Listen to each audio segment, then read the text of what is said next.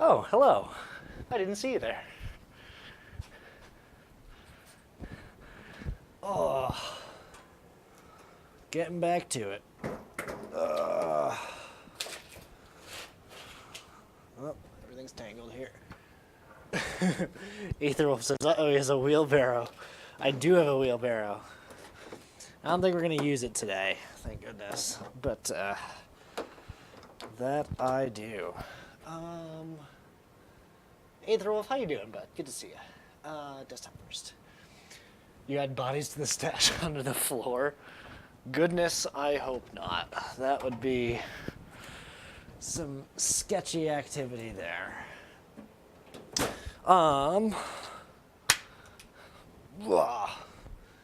Welcome back, guys. I need to update my title. Hang on.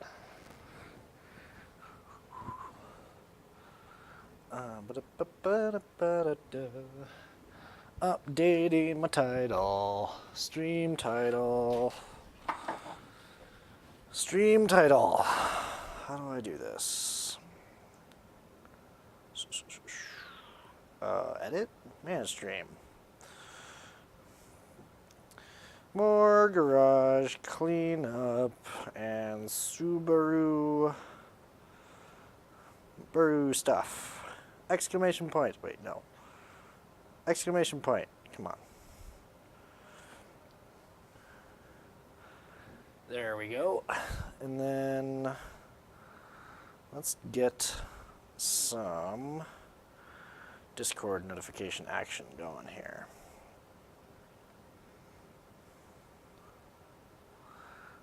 No, I don't want to open that. I just wanted to copy that. There we go.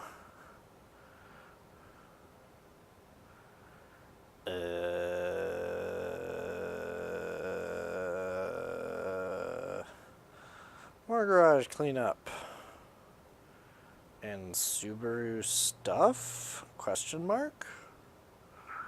Excellent, let's get to it. Etherwolf says, I'm doing good, both good and bad. Broke my little boring bar and had to order a new one. Gave me an excuse to order a bit more tooling to get free shipping. Nice, dude. What's a boring bar? I've never heard of a boring bar. Is it boring? I need to clean these off. These are dirty. Oh, I'm tossing sticky notes everywhere.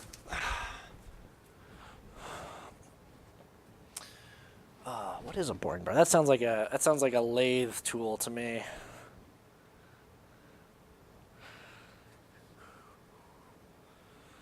Oh, I did a little bit of messy stuff earlier this week when I was putting my bike back together, but we're all done with that now, so I can put all the bike tools away. But we are still just kind of generally cleaning up the garage today, which hopefully does not surprise anybody here.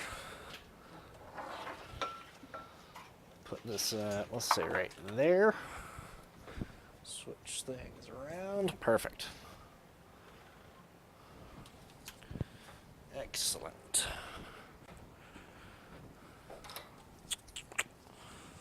Let's see. Ooh, that's hard to see. Let's put this over here. Boring bar is exactly that is bar that holds a cutter for boring holes. Uses both mill and lathe. Nice, dude. I did not know that. I want to get a mill or lathe. That'd be. I feel like that'd be a whole bunch of fun. You know, get better at fabrication though. That's the main goal. I was using my compressor for filling up my bike tires. Fun little adapter story there that might get to bust out at some point if we ever work on my bike. By bike, I mean bicycle, not my motorcycle. Not that I have a motorcycle. I don't have a motorcycle, but I think you get the idea. Let's put this sucker away. Big ol' air hose. Very fun and very useful. Nice, dude. Sounds like it would be.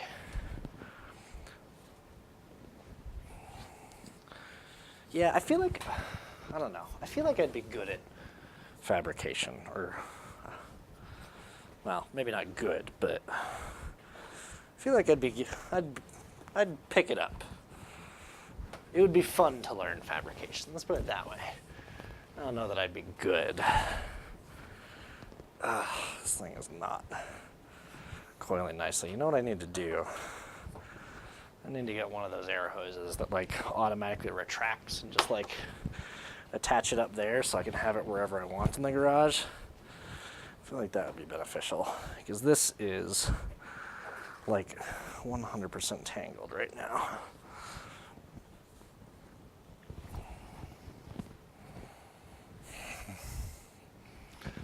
I give up.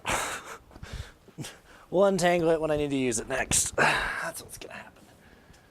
A mini mill and a small 7x14 lathe would be a good start. Is there like, do they make metal lathes that small? It seems like it'd be, that would be perfect for me.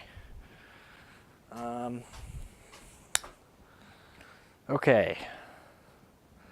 Continuing right along, I have some wood scraps I gotta dump outside. I've got a dumpster pile outside. This is dirty rags, clean rags. We can leave my jack stands right there. Still need to get a firebox, but I can figure out where to put some of this other stuff in the meantime. Got an empty propane tank. Should probably go back here somewhere. Need to get that refilled too. Aetherwolf says metal lathe. Well, what? that would be pretty cool, huh? Good is a relative term. If you have fun and make cool shit, then it's good in my opinion. Nice, dude. 7x14. Yeah, that'd be a benchtop lathe. Do you guys have like brands that you like or anything? No guarantees that I'm actually gonna buy it, of course, but you know, at least for me to start picking up on these things, you know. Lots of teeny tiny things that are getting rearranged today. Put that in the materials box. But yeah, man, like I would love to have a lathe. I don't know what I could. You know what? To be fair, I should probably get better at welding first. But you know, the lathe would be a fun thing for sure. Got a box full of cable and chain here. Not a box, a barrel, a bucket. That's what I'm trying to say.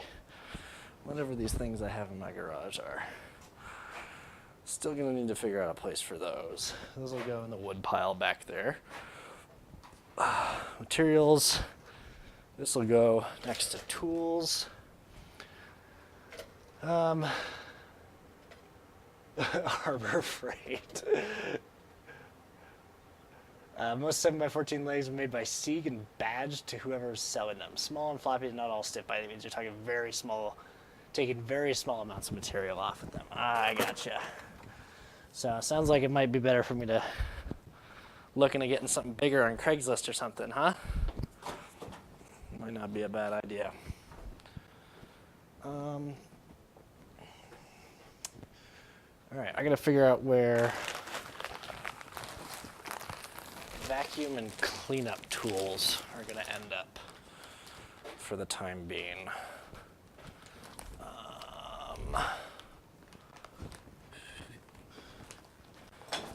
I guess just back here for now. I want to get at least one car in the garage today, just so I can, you know, actually keep working on cars on a Twitch channel called the Rust Bucket Garage. I feel like that might be a good thing to do, huh? But we will get there.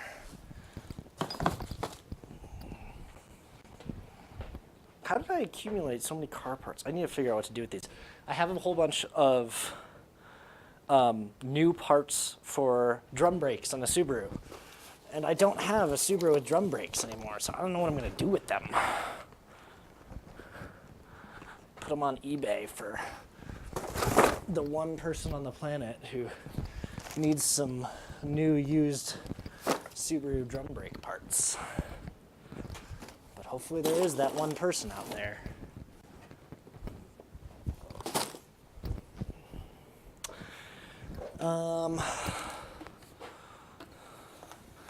Got a little router here. Probably gonna have to use this maybe tomorrow or something. I think my kitchen sink has been, not my kitchen sink, my bathroom sink has been clogging up with some beard hair. I have no idea whose beard could possibly be clogging up a sink, because I sure don't have a beard, or at least not a beard worthy of clogging up a sink.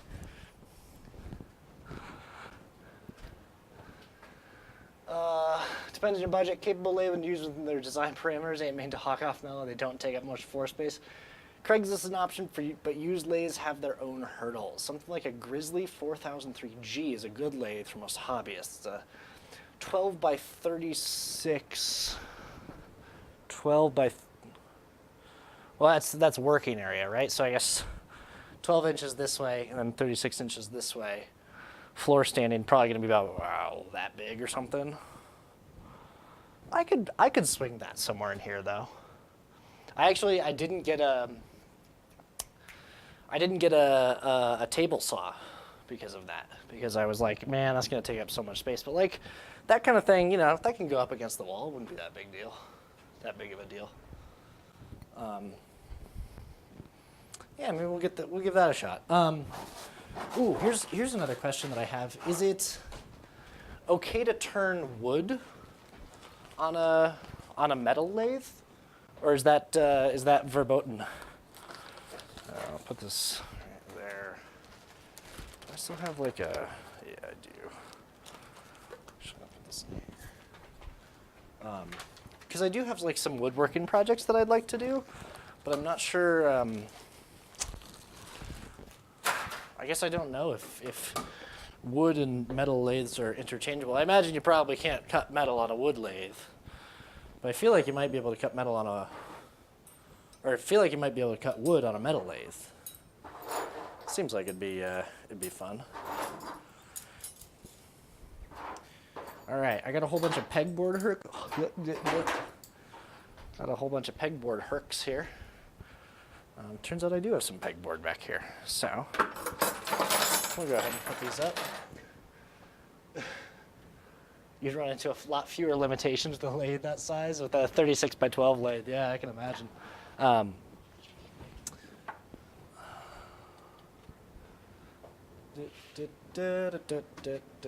Got my space heater going today.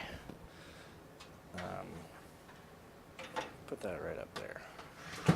Get some speakers out of the way here. Hopefully I don't turn off the computer in the process. Well, he doesn't understand how big and heavy a lathe is. How big and heavy is a lathe? How bad can it be, right? No, I'm gonna be, yeah. I feel like I'm getting more and more comfortable with, you know, significant power tools, but definitely, you know, want to be cautious, especially with working as something as big as a friggin' lathe, you know. It's not something I necessarily want to play around with. Right there. Right, perfect. I don't know what I'm going to use that for. You can, but precautions need to be taken. For like, you're talking about for cutting wood on there or something, huh? Wish my boss would get off his ass and get his lathe around half a ton at least for the one. Ooh, half a ton. That's 1,000 pounds. I'll be honest, guys, like, I don't even know if my concrete floor would support 1,000 pounds. I feel like it would probably crush all the skeletons that are buried underneath it. By the way, we've still got 70s man, the spirit of 70s man watching over us. Never forget. They need to be heavy because they need to be stiff, extremely stiff. If they're not stiff, they chatter. If they chatter, your part won't be to dimension. Chatter, I imagine, is sort of like wobbling around or something when you're using it. Yeah, I don't want a chattery lathe at all. Do lathes like bolt to the floor or something, or is it? Do they always are they always freestanding? Flex the tool, lathe, bedways, etc. Huh. I'm just putting these in a random spot because I'll figure out where they need to go later.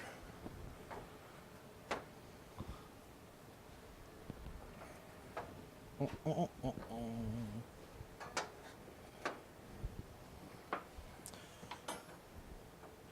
wonder if I should get more pegboard in here when I start redoing some of the walls and stuff. I feel like it might not be a bad idea. I feel like you can do some cool stuff with pegboard.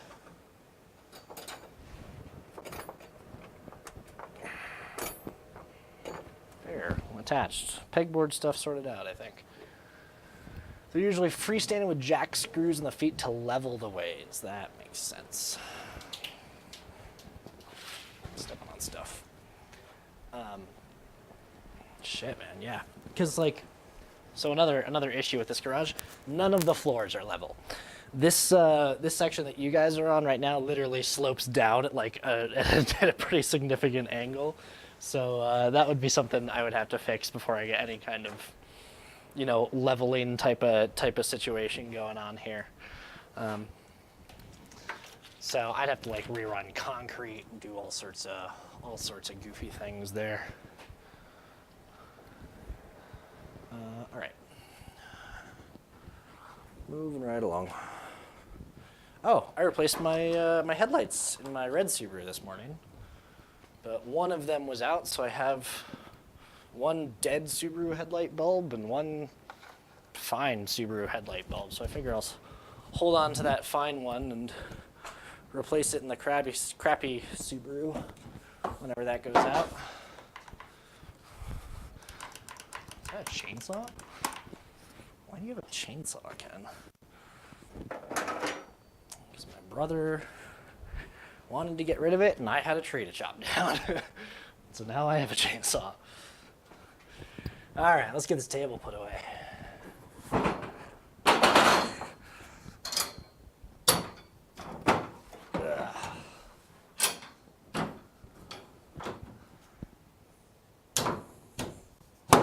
There we go. Got a nice little slot for this back here.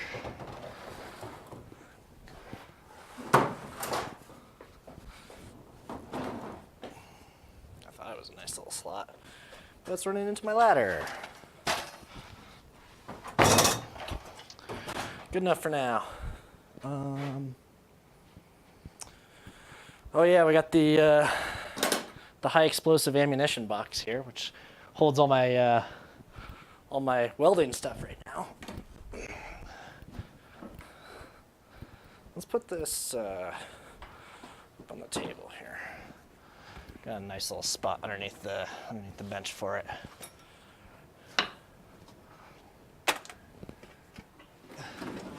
Don't need a, Aetherwolf says, you don't need a crazy heavy lathe to produce good parts, just knowledge of the machine and limitations. Stiffness helps in taking heavy cuts, and heavy lathes are nice, but you can make good dimension parts of that letting a lathe take time to learn unless it's completely clapped out.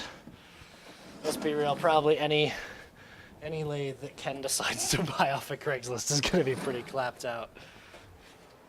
Maybe I would try the Harbor Freight lathe. I'd at least try it, you know. I figure it's probably got good resale value, right? When I decide to move on from it. I imagine lots of people are always looking for cheap little. What's the Harbor Freight one like? I don't know, like $300 or something.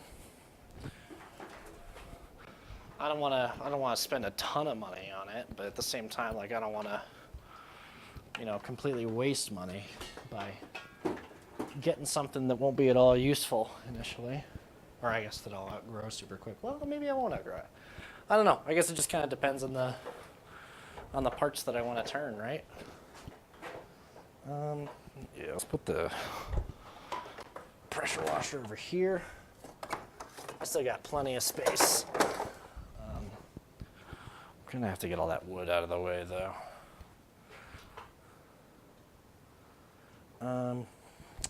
Yep, buckets can go over here. Because my bike is no longer in the garage. Because I decided to move that. Just go ahead and leave the bike inside the house while I'm working.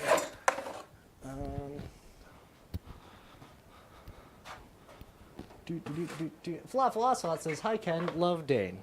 Hi Dane and Falafel Ocelot. Hope you guys are having fun out in the land of the Lone Star State. That's what I'm thinking of.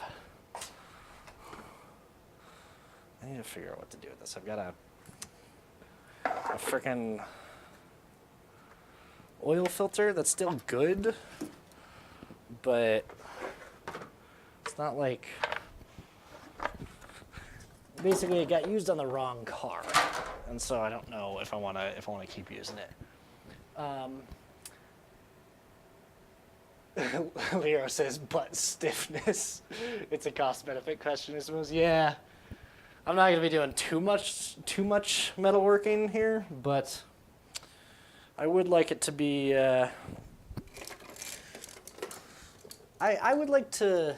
Yeah, I would like to produce some good parts. I think that would be pretty neat.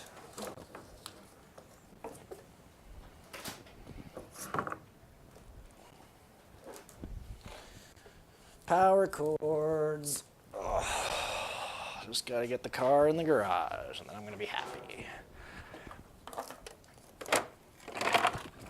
Oh, and we can check the map sensor while we're at it. See if the map sensor is potentially going bad. And I discovered, Leo, you'll like this. I actually have a map sensor. From a different Subaru. It is a boost sensor, but it is still one of these little guys that can detect pressure. So we'll see if that works. Got a idle control valve and some other kind of valve thingy here, but my guess is we can, if the one that we discovered is busted, we might be able to try and plug this one in if it fits. Hopefully the resistances and voltages are still the same, and maybe it'll work. I don't know. We'll find out. Aetherwolf says, what I like about the 10x14 start is it's small, one man can move it around, a lot of upgrades and tweaks you make by improve it.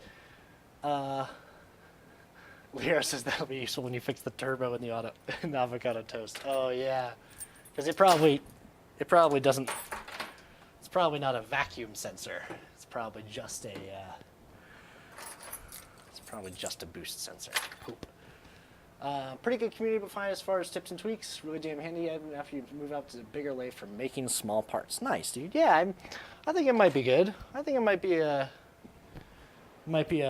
fun little thing to start for sure. Got some ground up pretzels here.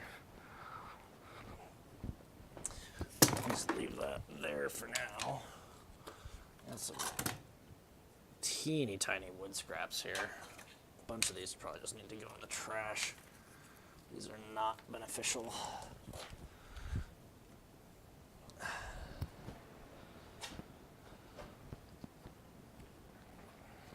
Apart from giving me splinters.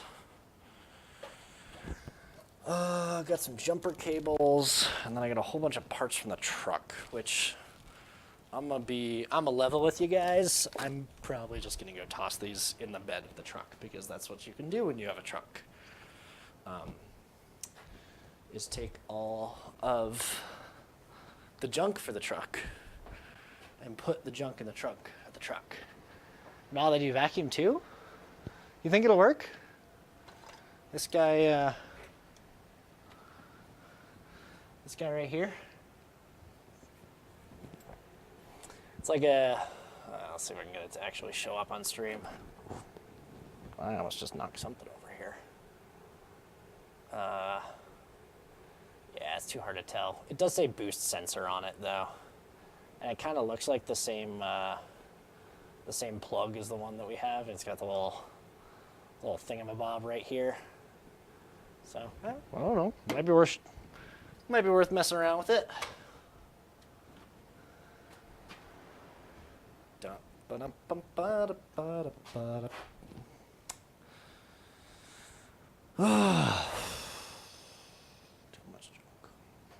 It's alright, we're pretty much done here though.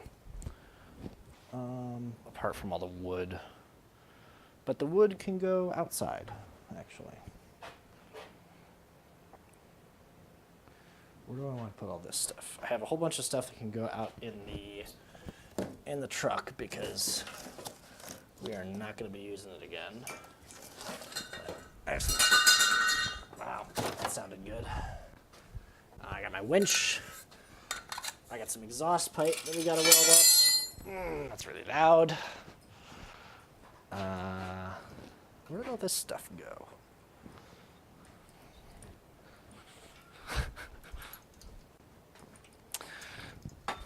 Put that in materials. It's all right. We're working on the garage organization still.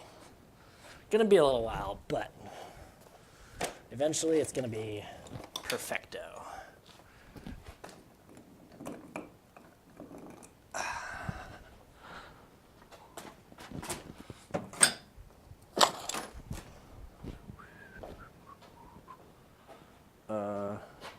Those are truck parts. These are Subaru oil change parts. And this is a hose sprayer. Eighth Rolf says, I started with a 10x14, then I picked up a mini mill, then I got a clapped out 54-inch bed Atlas from 1930-ish. Then I got the big mill and a fully restored 1940s Atlas 10-inch, 54-inch bed with a quick change box. Whew, that sounds bigger than what I can handle right now. I don't even know how I'd move it around the garage, you know? It'd be fun trying to figure that out, but I have no idea how I would do it. I also don't think that the garage is worthy enough to have a huge mill in it just yet.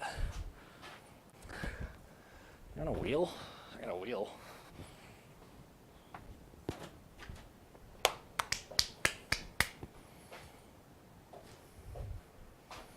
Okay, this stuff's going in the truck.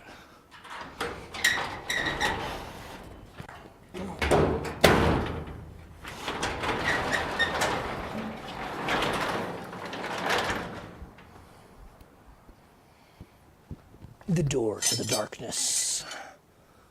Letting all the hot air out too.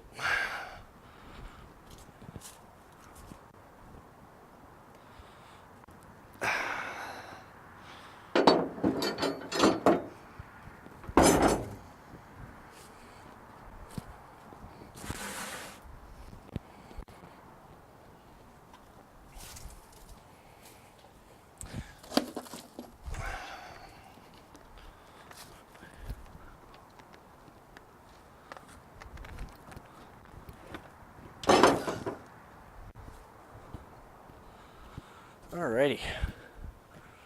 Well, all right.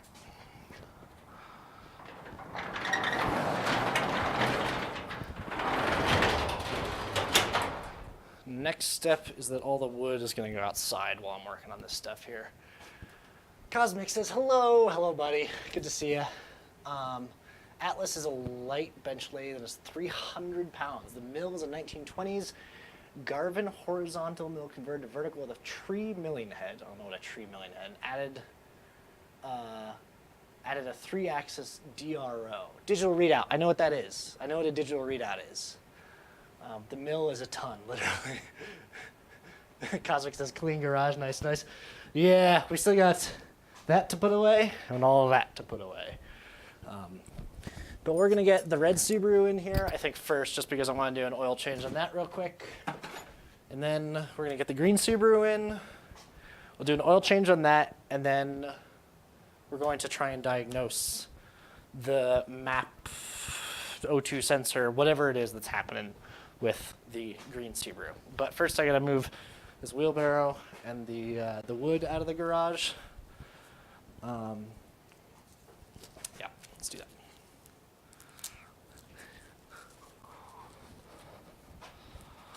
All right.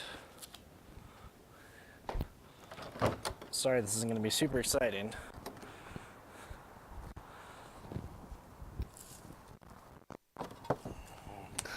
Welcome to moving shit around in the garage day with Ken. Let's put that right there. And then let's grab you guys.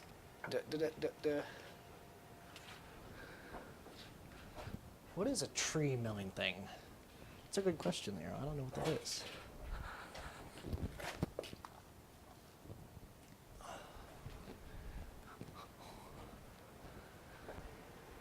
It's a brouhaha.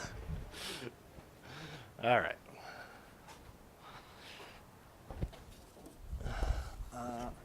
This small stuff, I actually have a scrap pile for the small stuff back here.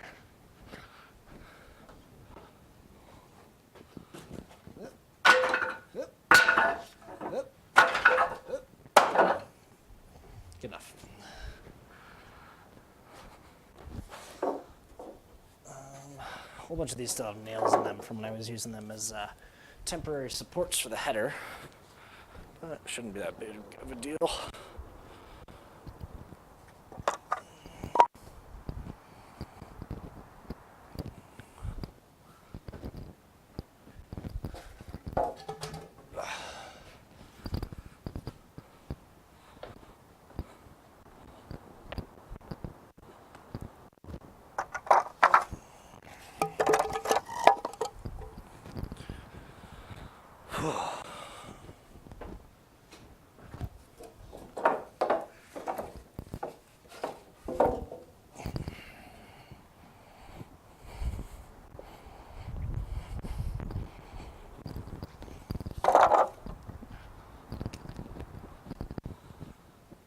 Moving right along.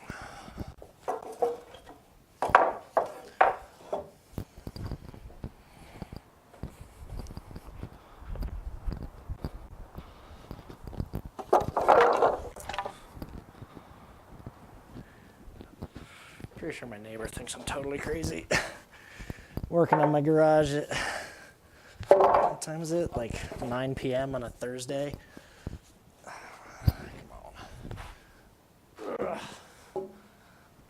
That one's heavy. Why is that one heavy?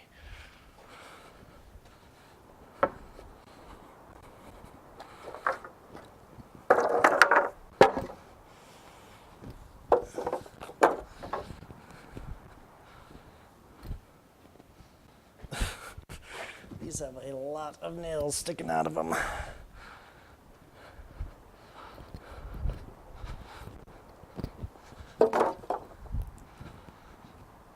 Hope you got your tetanus shot, chat.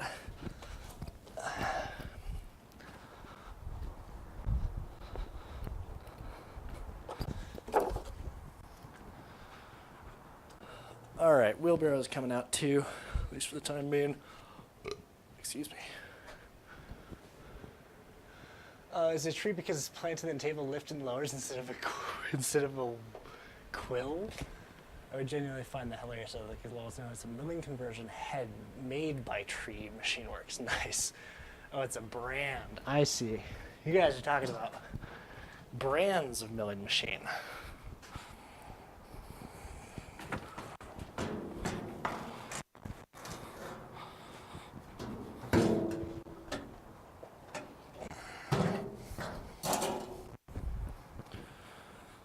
Okay. Let me just toss this bucket of scraps out here.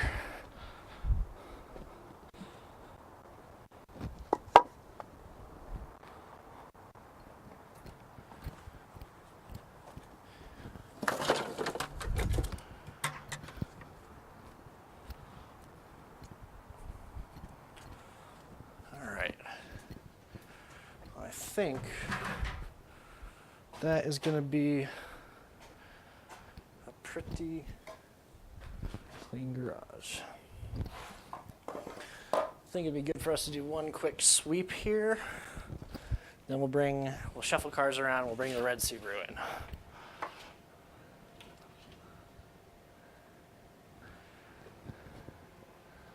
in. Leo says, well, Ether's talking about a milling head. What's a milling head? I thought it was just a mill, right? Isn't it?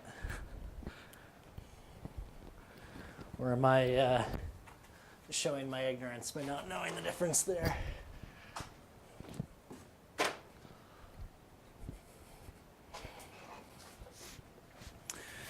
All right, sweep, sweep, sweep.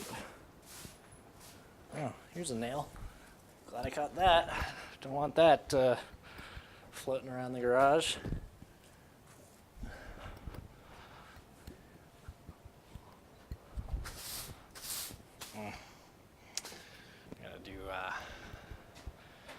Gotta do Darth Ken mode again. It's gonna get dusty in here. The head is the main motor and drive of the mill, usually. I gotcha. So it's like the big thing at the top of the mill, right? Horizontal mills are really good at cutting slots and other features like that. What's the difference between a vertical and a horizontal mill?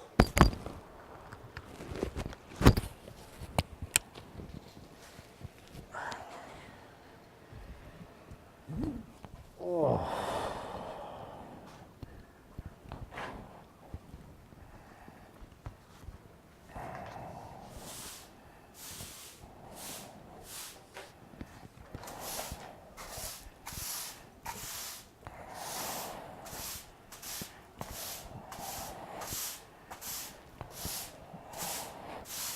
Hold your breath, Chad. It's about to get dusty in here. Direction the shaft spins the tool, mostly, to put it in most basic terms. Nice, dude.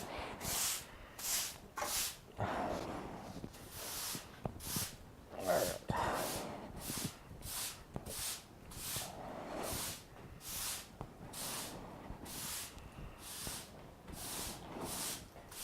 It is astounding how much dust is just continually generated in this garage.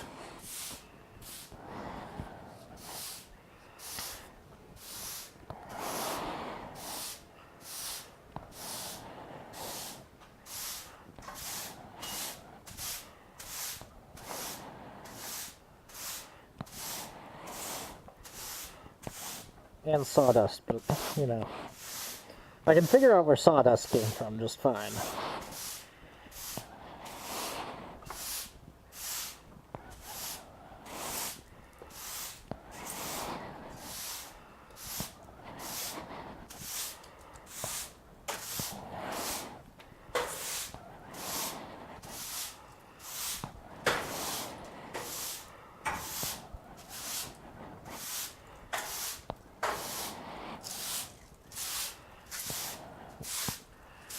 Turns out I was actually Cinderella in a previous life.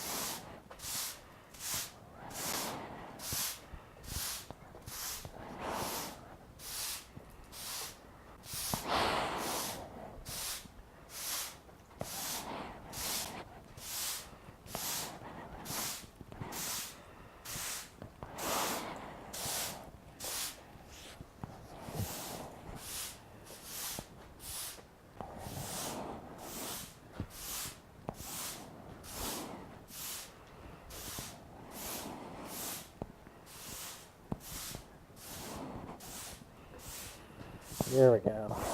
Getting all the junk up now.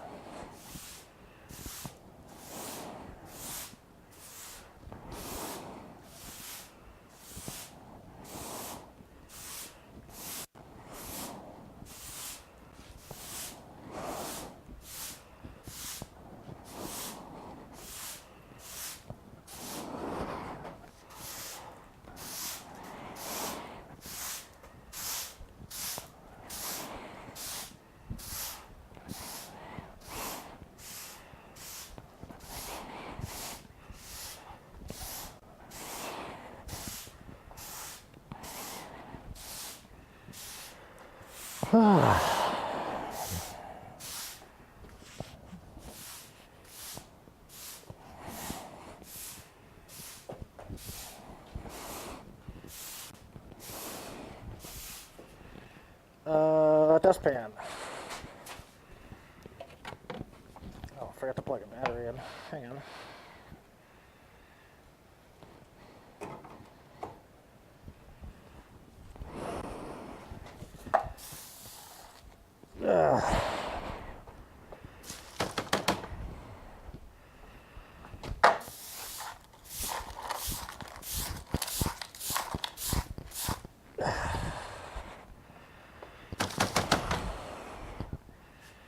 All right, call that good.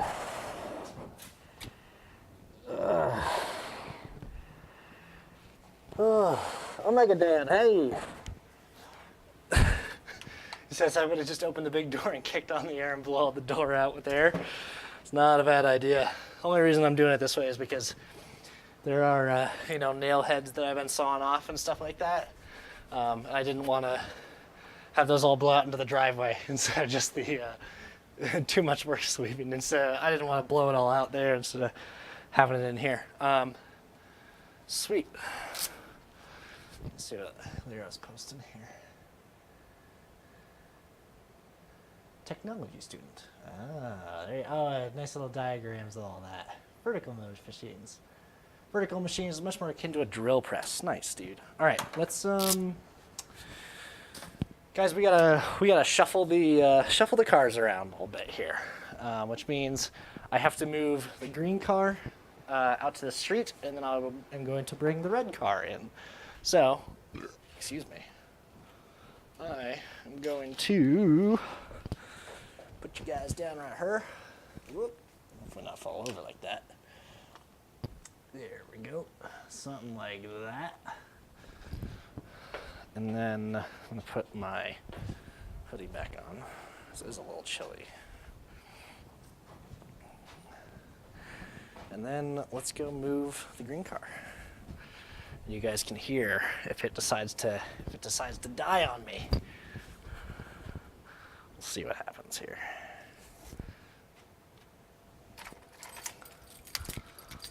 Oops, other one. Here we go.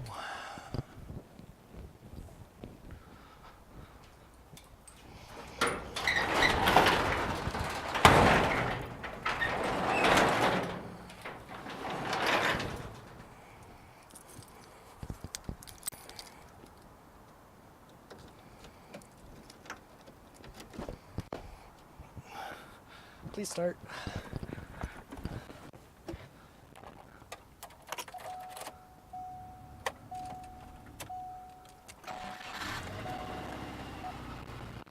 All right. Starts right up.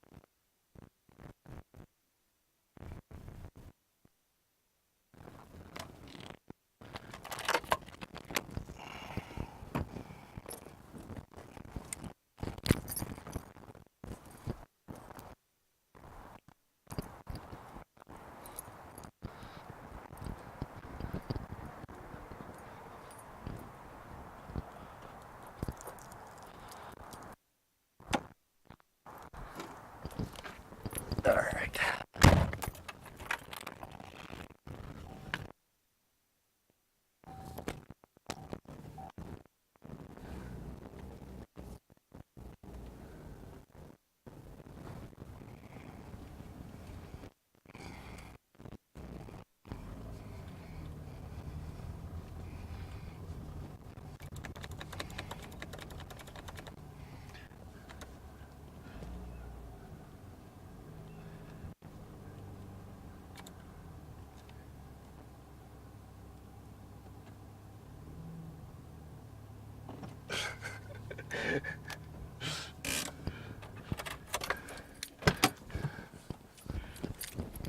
See, I didn't hit you. Oh wow, this is way too far forward. I forgot how much space I have up there now.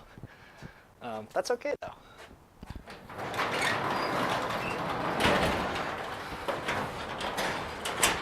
Let's roll it back just a little bit.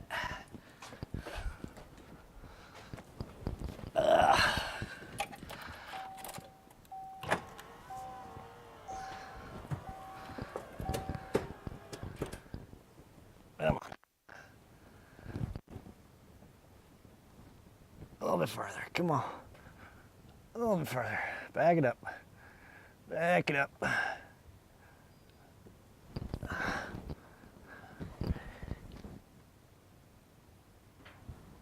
That's definitely up against the garage door.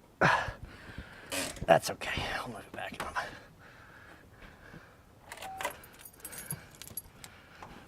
All right. Is it? Oh, it totally is. Whoops.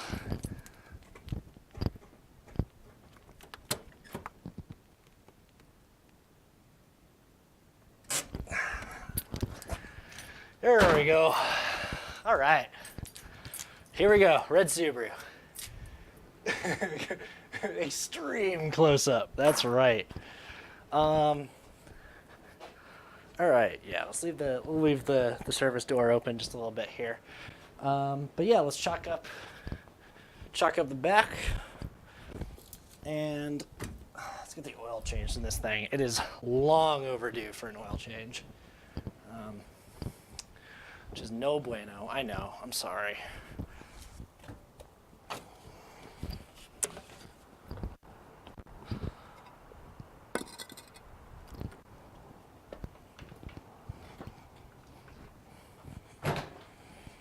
All right.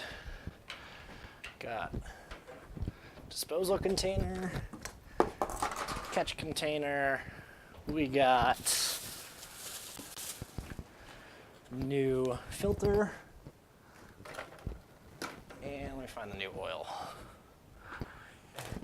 Here we go. Good job, Ken. This is still sealed up. All right, sweet. New oil. And I usually like to use an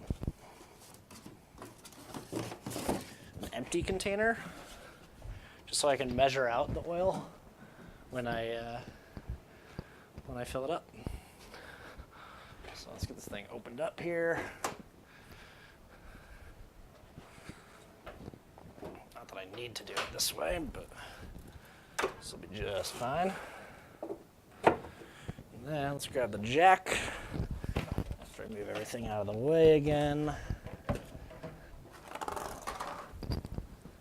Eighth Wolf says, check the links above when you have a moment. Ooh. Oh, are you talking about Leo's gifts or not gifts? Pictures that he sent there? Oh, I see. Here's a look in the mail. Ooh, let me have a look. Dang, dude, look at that thing. That's huge. Oh, and I got the digital readout.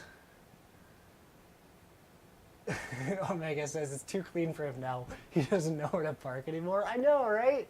What do I do with all this space? Oh, that's so cool, Aether. I'm jealous. If I ever have tooling questions, I gotta hit you up. You and Liero know your fabrication stuff. That's for sure. Let me get my jack stands ready.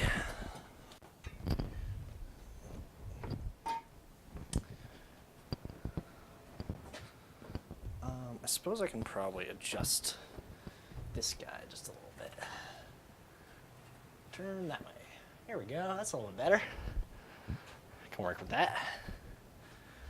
Oh, look at how much space I have to walk on either side of this. Inconceivable.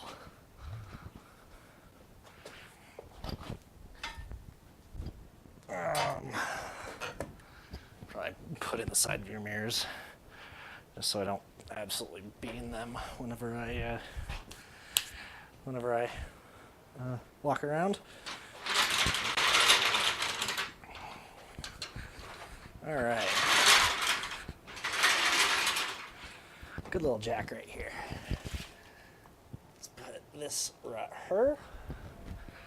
Let me grab the light while I'm at it.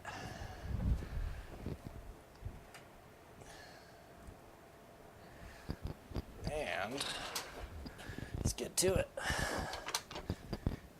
All right.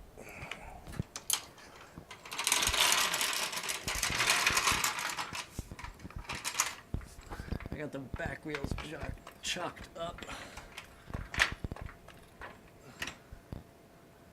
All right, should be good.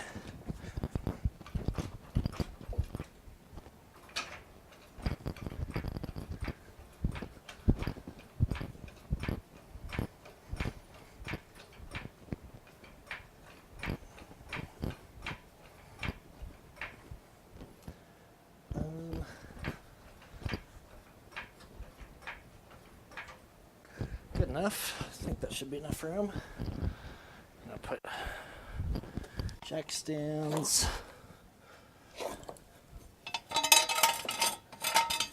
Might need a little bit more. It's been a little while since I've done this, unfortunately.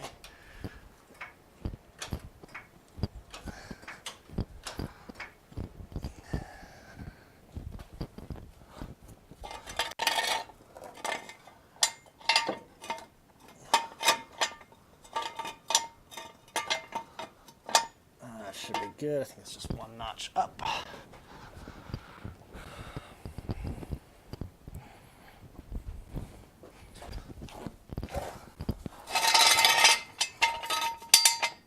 Or maybe 2 notches up. All right, that should be nice and even. Gently let it down.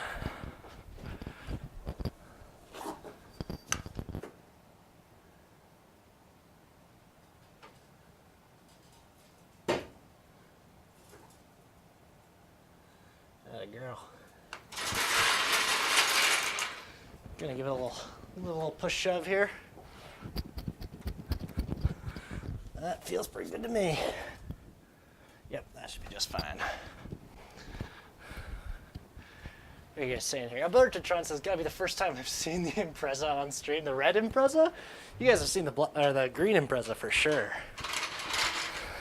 Good to see you, by the way, Alberto Tron. Always a pleasure to have you back. Figure we might as well. And ooh, I have a single black glove. Chad, I hope you're eating enough fiber.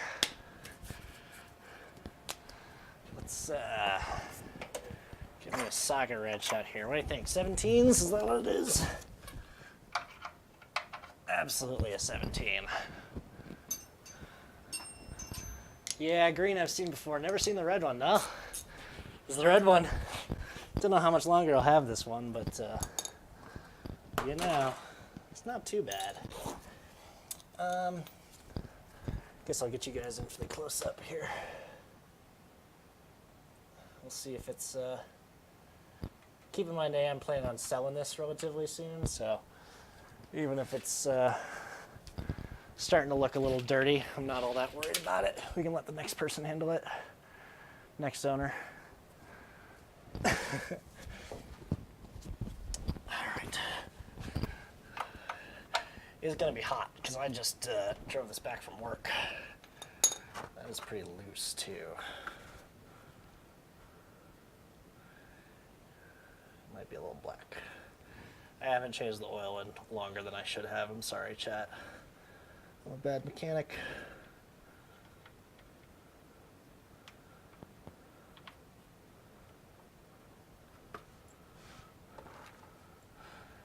Oh, there goes the crush washer. Dang it. That's all right, though.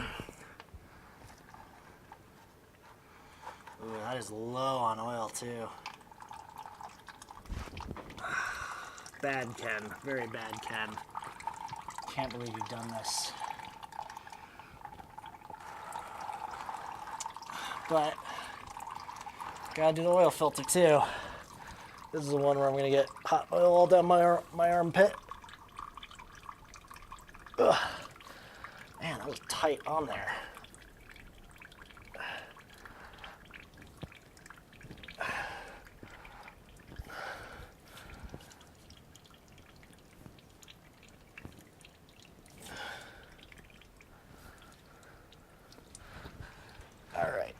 seriously going to try not to get too much oil down my arm here.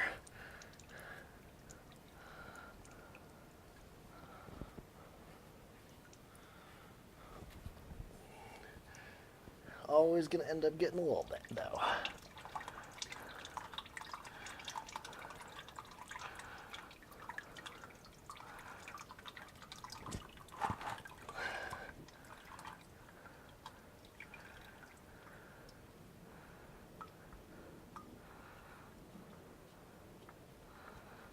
Come on, hop on off there.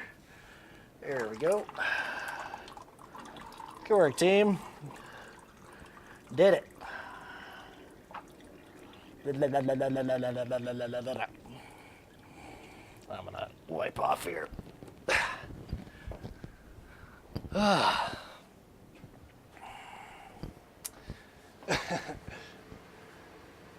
Spill or no spill, place your bets. I don't know if it was a well. I did get some drops outside of the container there.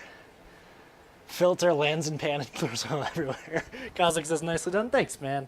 Cosmic, I saw your Instagram post with your fancy new lift and your GTI looking fly. Super cool, man. Well done. I will say I did drop the crush washer in the oil though, so did not get away from that unscathed. So I might be able to. Is copper magnetic? I don't think so. Is it? Do you guys know if copper's magnetic?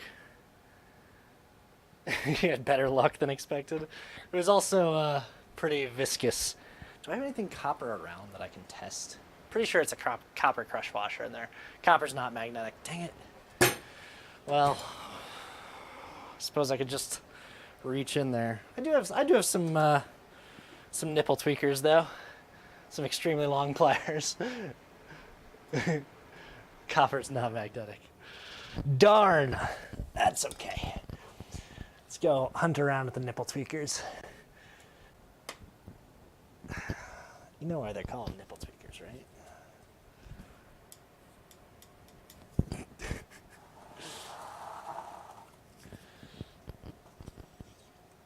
Oh, that felt like it.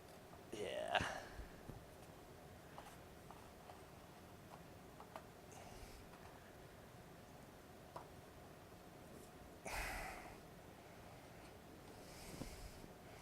Dang it, I'm just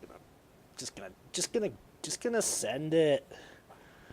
Silly. Where the hell did it go? Crush washer? Kinda need to reuse you because I don't have any more. Oh, here we go. Ugh, I'm a dummy. There it is. Now I'm all oily. Good job, Ken.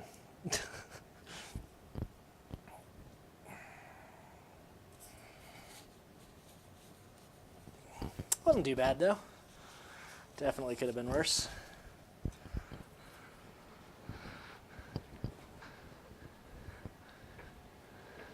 Copper fishing. Greg says definitely not magnetic. Hey Greg, good to see you, bud. Copper's a decent conductor, but not magnetic. Makes a good welding backer. Ooh. I remember seeing some pictures of a guy who was doing some welding on some pipe, some like big pipe. We're talking like 6-inch diameter, super thick pipe or something. And he fashioned like a copper braid to hang around it with his is that like the grounding clamp or the I don't know the terminology. It's the thing that you clamp onto the metal piece to like help the electricity go through it. But like he had like some huge copper braided thing that he used instead of just trying to clamp it on one section of the pipe. So it's pretty crazy. Other than that, I mean, looking pretty good here. Definitely not seeing any no metal particles. Little bit milky. Head gaskets on this guy have not been done, or on this car have not been done. So that's definitely going to be something that the previous owner's gonna, or the next owner's gonna have to deal with. I could do it, but Why would I deprive them of the joy of filling up their own, or fixing their own head gaskets? Wow, why didn't I leave that under there? I wasn't thinking at all. That's okay though. Clean this sucker off a little bit. Make sure I don't leave any big particles on there. Crush washer still looking reasonably good? I think so. Yeah. Let's throw that sucker back in there.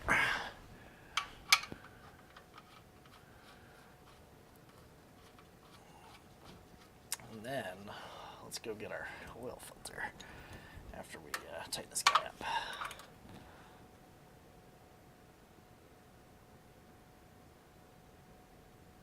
I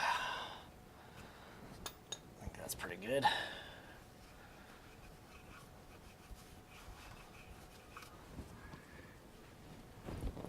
Where'd that oil filter go? Here it is. Oil filter. Deal on them at Advance. Ba-da-da-da. I think it's the exact same kind too. Oh, I could use that to put the old one in, huh? Try not to cross thread it here. There we go.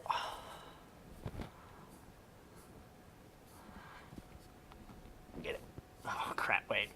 Can't put it on yet. I'm sorry. I know, Chad, I'm dumb. It's been a little while, but I should know better. Gotta lube it up. That is important. I don't want to like fill it up. I haven't done that. But I am gonna lube up the O-ring. Sorry I forgot about that. That is an important thing to do.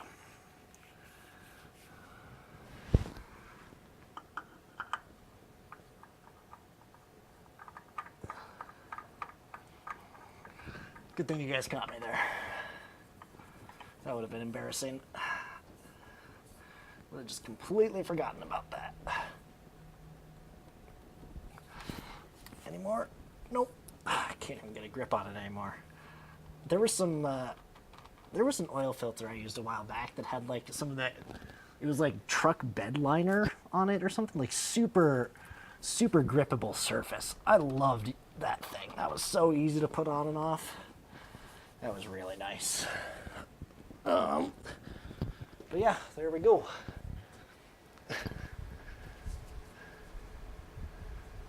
Cosmic says filter priming controversy. I agree. Any of you guys remember how many liters go in this? I think it's 4.3. We'll do 4.3 and then we'll check it. I think that's the right amount. Can never quite remember.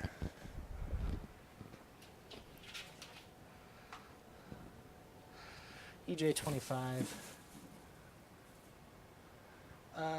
Aetherwolf says, it really depends on the oil system, the engine, the volume of the filter. I'm assuming that compared to most engines that kind of debate happens on, this engine's pretty dinky, so I'm not gonna lose sleep over it. Let's put it that way. Oh, you know what I did forget to do? Safety squints. Blasphemy. I tell ya. Why are these fogging up? Come on. Got my old oil, or got my new oil container, and my actual new oil. Aetherwolf says I wouldn't. Awesome. If Aetherwolf wouldn't do it, I'm not going to worry about it. No siree, Bob.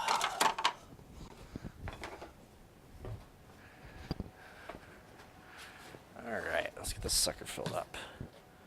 Does this even have, oh yeah, it does have an indicator on it. Alright, hang on. So we want to fill this up to, where's 4.3? 1, 2, 3, 4, let's just say right about there.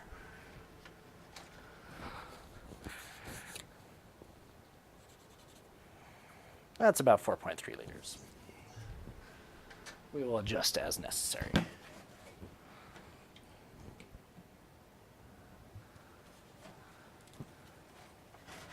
a little bit too washed out.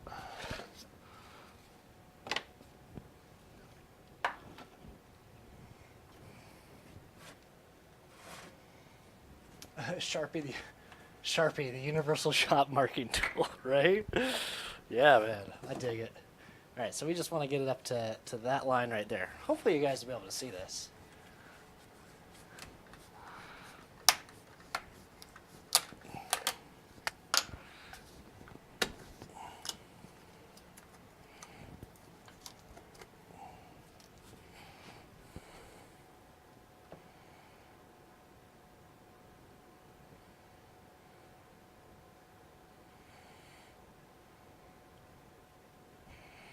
I don't even know if I can see it.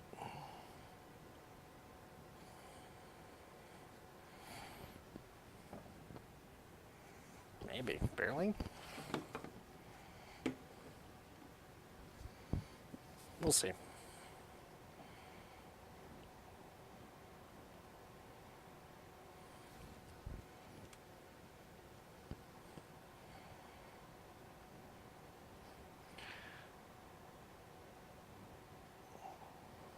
You can barely see it.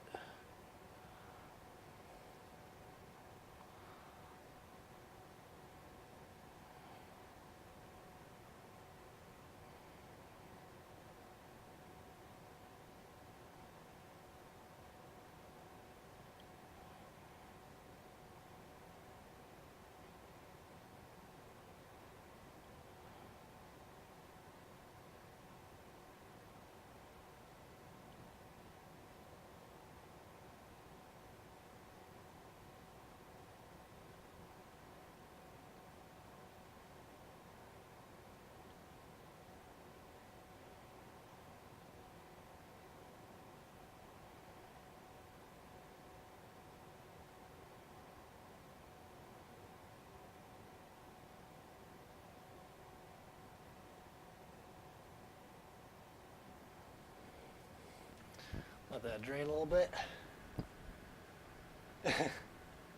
Ether says, I've never actually measured oil for an engine beyond get it within a quart and fill it to the mark. Nice, dude. Yeah, I figure I don't have quite the sense for when it's filled up just yet. So I figure I should probably just go ahead and measure it for now.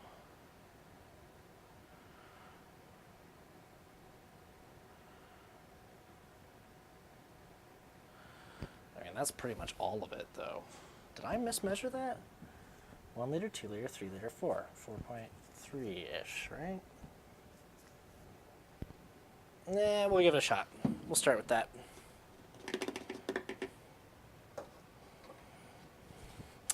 I'll take you guys over to the Subaru. Oh, engine's still nice and warm. Yep. Sorry, I'm trying to figure out a good spot. There we go. Good little spot for a good little webcam.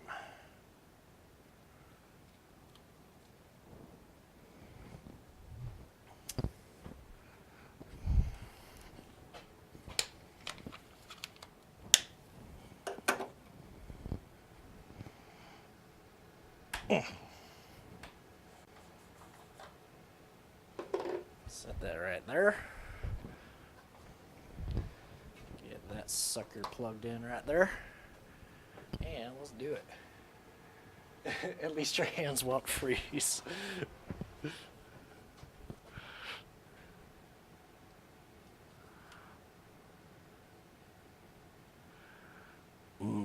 Honey.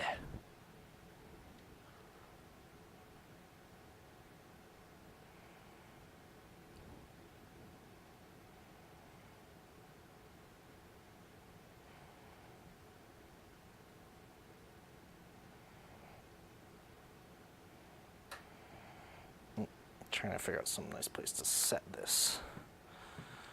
Right there is gonna have to do.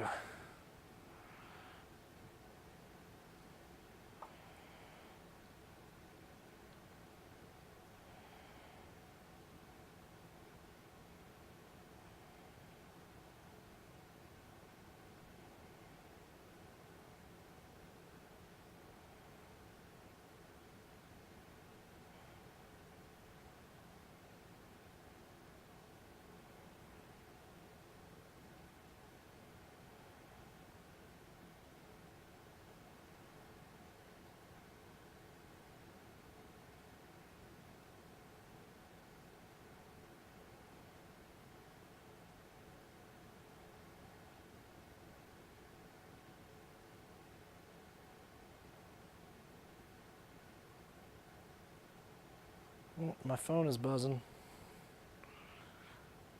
All those hot lady friends of mine are just... Oh, wait, no. My phone's not in my pocket. I had a phantom buzz. False alarm. Thought all my my hot lady friends were trying to get a hold of me, but I guess I was mistaken.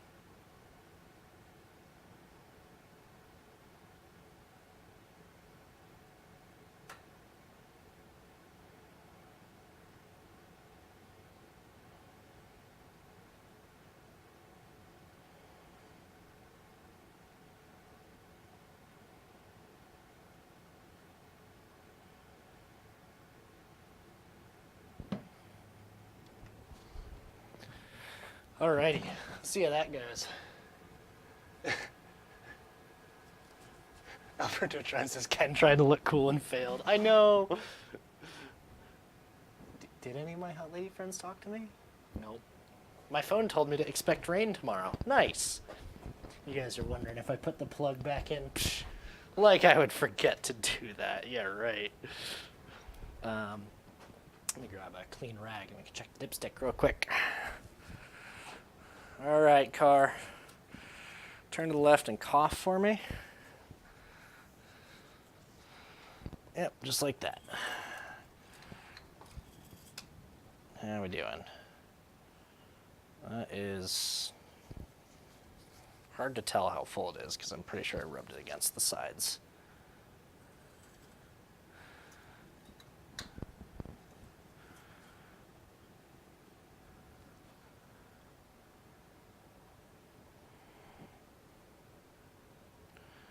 I think that's pretty full.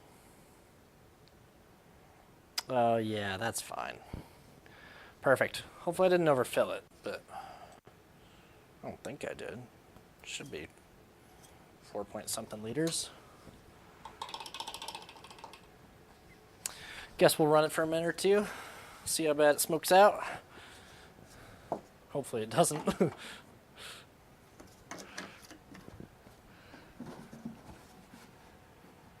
It's the cloud telling you it's down. Nice. Give it a minute to settle and then check? Yeah, I figured I should probably do that. That's a good idea. In the meantime, I can get rid of my old oil. Give me just a second to put some stuff away here. I'm gonna grab you guys.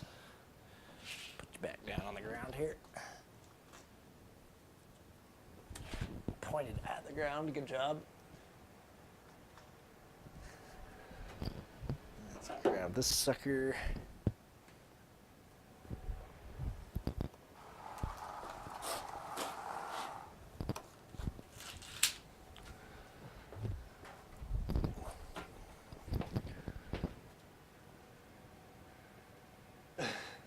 Alberto Trent says, thankfully mine takes 5 quarts even, no measuring? What? I'm jealous. Just dump it on the ground, it's where it came from anyway. Yeah, but then my driveway is gonna be full of oil. Which means it'll be easy to do burnouts, right? Burnouts in my all-wheel drive Subaru.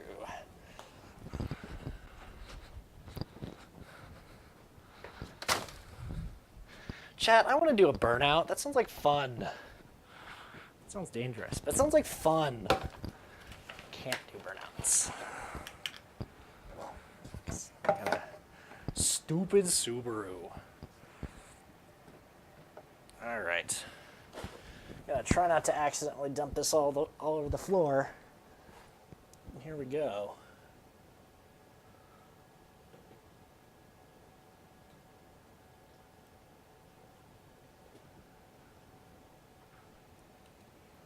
Whoop, whoop, whoop, whoop.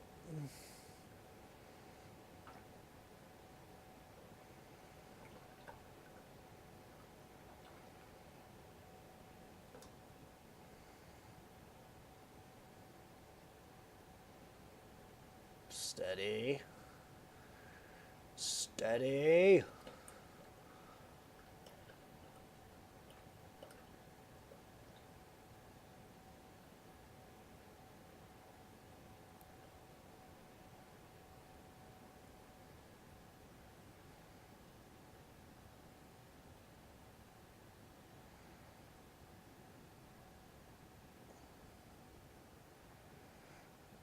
right.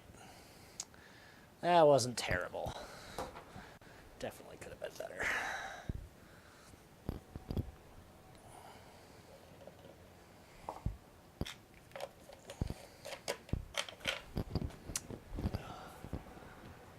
Cosmic says, I wonder if 70s man changed his own oil while wearing bell bottoms.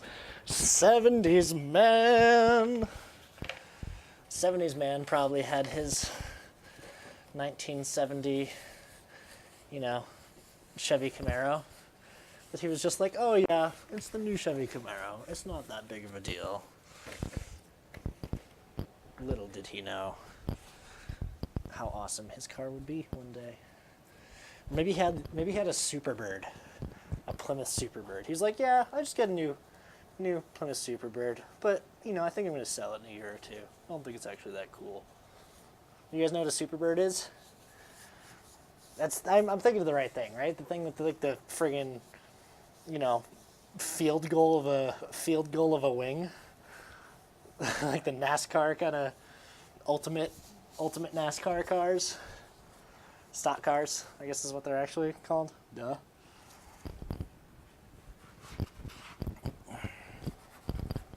All right. I'm gonna check the oil one more time real quick here.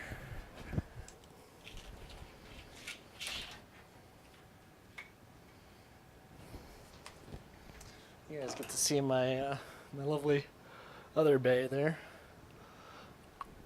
Oh, excuse me. Other mechanic at work was heckling me while I was doing service on a track. Told me to pull the dipstick, so I grabbed his arm and yanked. Ethro says Dodge Daytona or Roadrunner Superbird. That's what it is. The Daytona. That's what I'm thinking of. Come on, let's clean this off. Let's get this actually clean. I'm a little bit worried I overfilled it. I mean, even if that happens, though, it's just some smoking and burned oil, right? Hopefully not blowing out some piston rings or anything.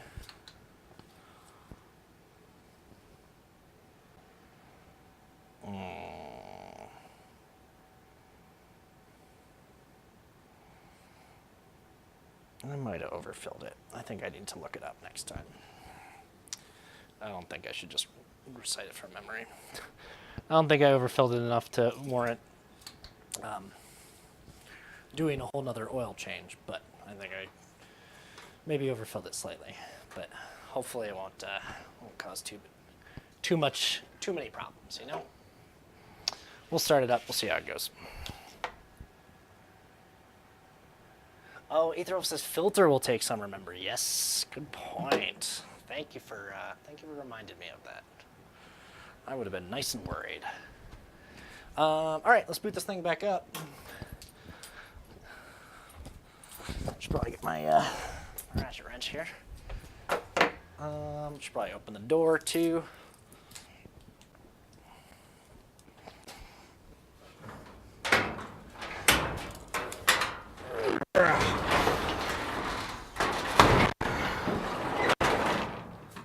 Garage door might need an oil change too. All right, let's start this up.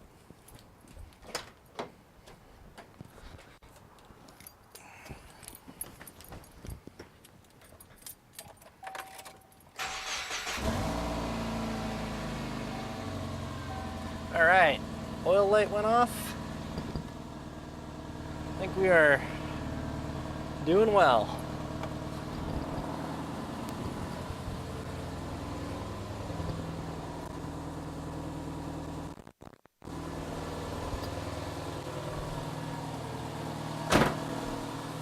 Checking for leaks.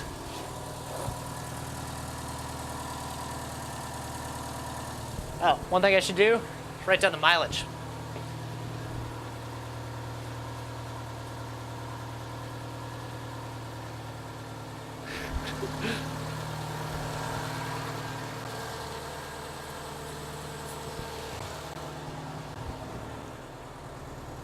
Sorry, guys.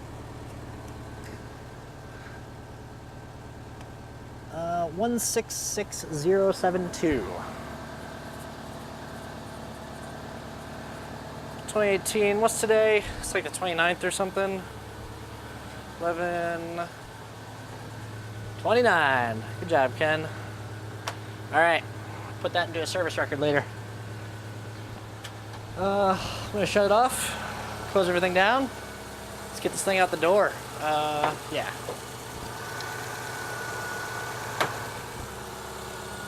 We good?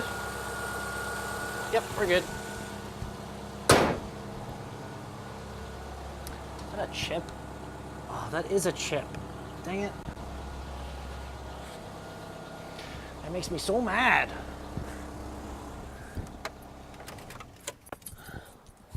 Although to be fair, I have been commuting a lot in this car recently. Ethan Wolf says, no, a change would require there being oil there to begin with. Needs an oil install. I agree, man. My garage door does need an oil install. That would make a little bit more sense, huh? Shall we put the car back down on the ground? Safely, of course. And gently. Hold still. There we go. All right? All right.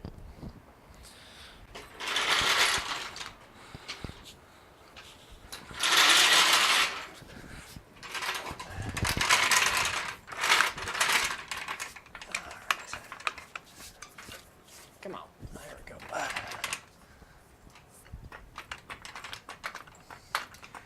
I need to put a block of wood on this thing.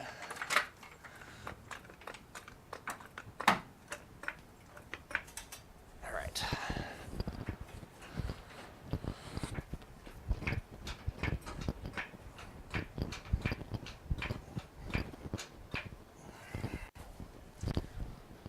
Jack stands coming up.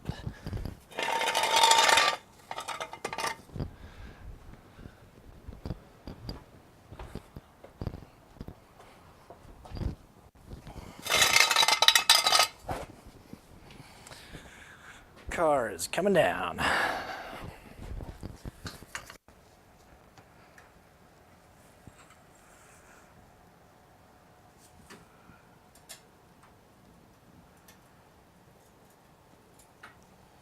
There we go.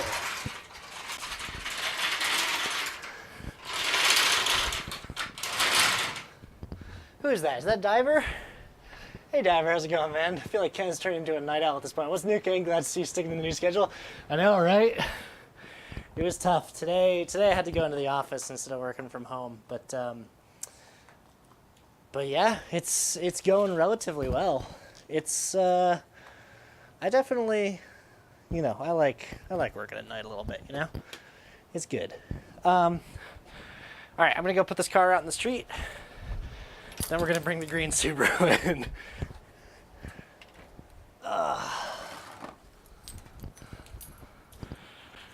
All right, you big stupid son of a gun.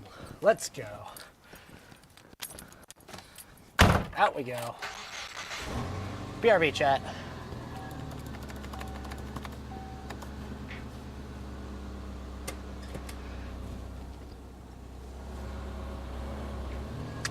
You know what? It would probably be good if I took the chocks out. Just a thought.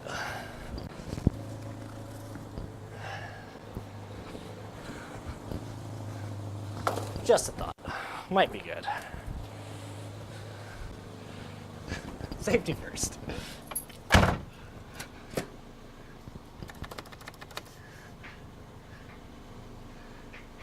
we go. Gonna try not to clip the door mirror on the way out.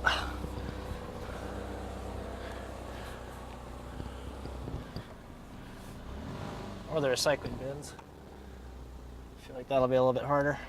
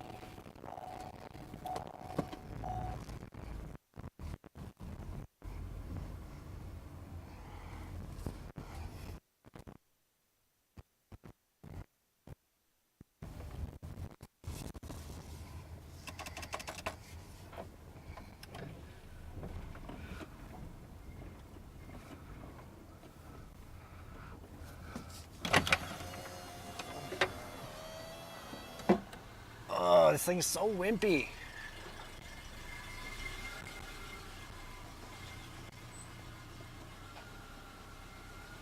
Donk. Perfect. Yep, this thing has loads wrong with it. I'll leave the door open for a second, let it air out. Chad, I don't know if you guys have seen this car in a while. This thing, definitely not since it stranded me out in friggin' Telluride. Didn't strand me. I had a friend around, but it was busted. Leros. Nah, just floor it, hill and shock. Leo plops down his boss's Sargon 652 DRO and starts trying to figure out why it's not working. I know what a DRO is. A DRO is a digital readout. I learned that from the one, the only, the man, the myth, the legend, Adam Savage. Because turns out he does like a whole bunch of mill work and lathe work on his whenever he's doing stuff for tested. It's always really, really entertaining to watch him work. But he's got digital readouts on all of his stuff, which is neat. All right, we're gonna push this back. All right, gently. That is a little bit more than gently, Ken. Come on.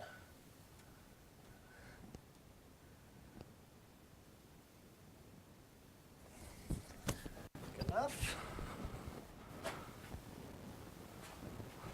Yeah, I think we'll call that good. Gotta give ourselves a little bit for the car to come up and down, you know? Chalk the wheels up. Always a good idea.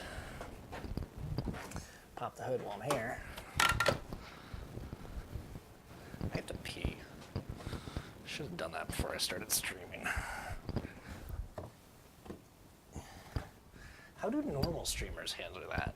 They just like throw on a BRB thing, I guess.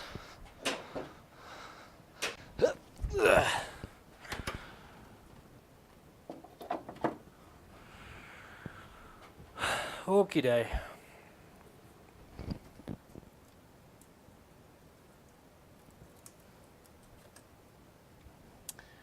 I gotta say, that does look pretty much exactly like my the boost sensor that I got. So, I wonder if that's it.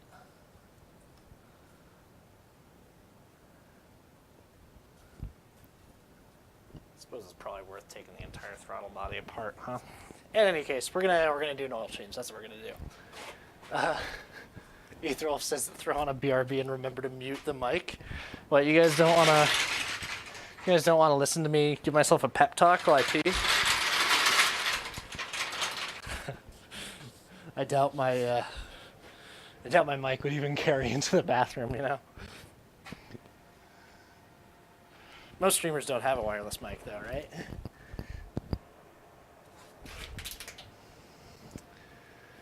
Diver says we need ye old checklist to follow along with it ending in beer. I know, right? I haven't gotten around to doing that. I want to figure out I don't have any of this stuff set up. The only things that I have set up are the checklist down in the lower left there, and like I don't even have sub stuff set up. I don't have follow stuff. I don't have bit stuff set up. I don't have, you know, intro or ending music. I got my logo, and that's about it. Athril says I just got one. You just got a beer? Nice. Chat, I encourage you all to go get beers. Beer is the natural part, a healthy part of a balanced working on car session. Man, this one's light.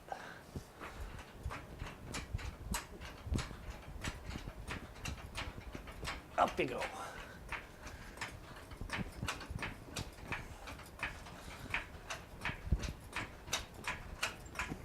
As high as we can make you go.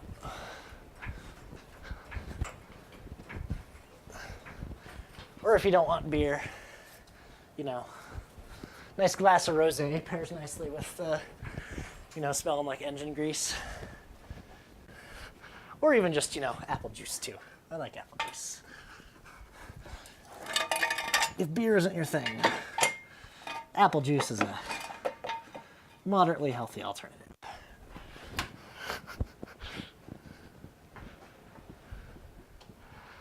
Man, why is there all this sawdust on this car? What kind of idiot was doing woodworking with this car in the garage? Is that right? That looks right.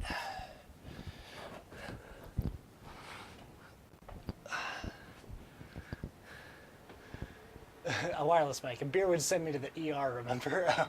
But beer costs money, I know. I have a beer in the fridge for celebration tonight.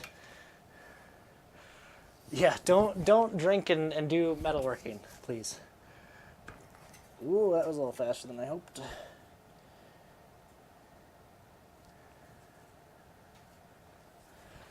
I think we're good. Let's test that. That'll be fine.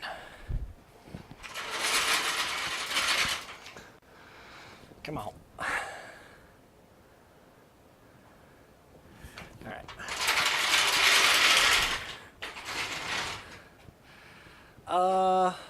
Let's do it again. One more time. It's convenient having two of the same car. And by convenient, I mean tedious sometimes. All right. Does that look good? That does look good. Socket wrench. Glove. Here we go. Let's see how warm this is. Actually, it shouldn't be warm at all. Oh, that was a weird... Oh, this is one of those things. I'm going to save this filter so I can try and get it next time. It's the filter that I was talking about has like the truck bed covering on it. It makes it really, really easy to grip. I really like it. All right, let's pop this sucker off. See if we got ourselves some milkshake action going here. Hopefully not. I would feel very dumb if that was the case. Especially having just done the head gaskets. But it would also explain a lot of problems I'm having with the car. There we go. Nah, we're looking good. Didn't even drop the crush washer in this time. Good job, Ken. And so you can get the oil filter off relatively easily too. Oh yeah. What is it? It's a Purelator Pure 1. Okay.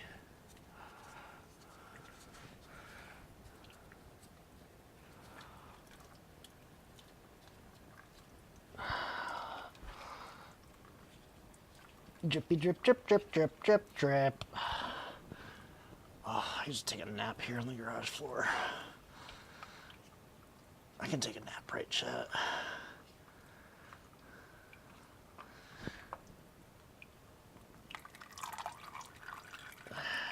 Yeah, here we go.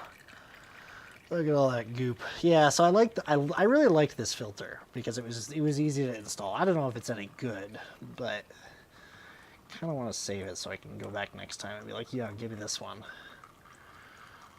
PL14460. I think that's like the exact same. That's probably just the size.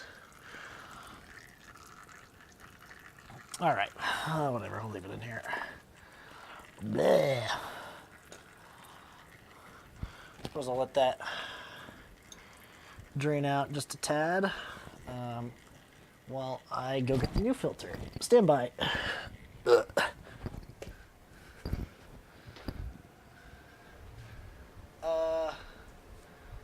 So no beer. Oh, you're allergic to hops. Oh, I didn't know that, Ether. I'm sorry, bud. Trying to think if there's like non-hopped beer. Well, I suppose you could have wine, right? No green in the pan. That's correct. Yeah. Nothing bad in there at all. It's not milky or anything like that. Your garage, you can do whatever the heck you want. Man, I know. I gotta get a nice couch in here. I got some back seats from the van, but that's about it. Purelator isn't a bad filter. What's the one that I have? It's also Purelator, but it's like a different kind. Interesting. TBL14461. We're going to compare those in just a minute here. It's making little dripping sounds.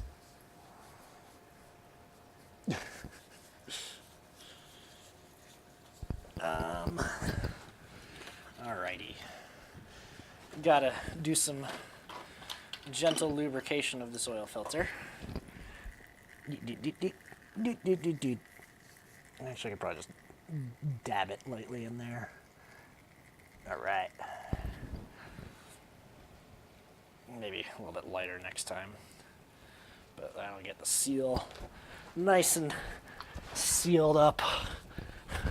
Or.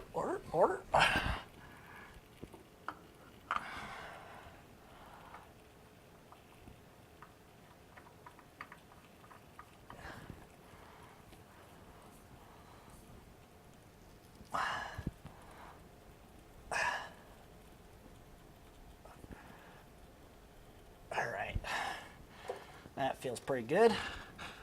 Let's get, I'm going to flip our crush washer around just because I don't have another one. But I definitely need to get one next time. Might also just get a magnetic drain plug next time. I feel like those are handy things to have, you know. Any of you guys have magnetic drain plugs? Have they saved your butt at all?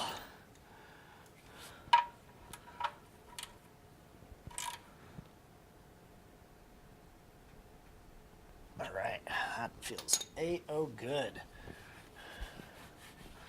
Let's get this sucker filled up. I think I should probably look up the actual oil displacement of this thing too. Yeah, let's do that before I fill oil up.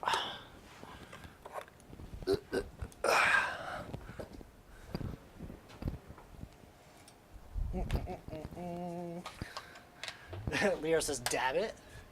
Aetherwolf says, I drink mead. Ooh, you are fancy, man. Mead is good. Good choice.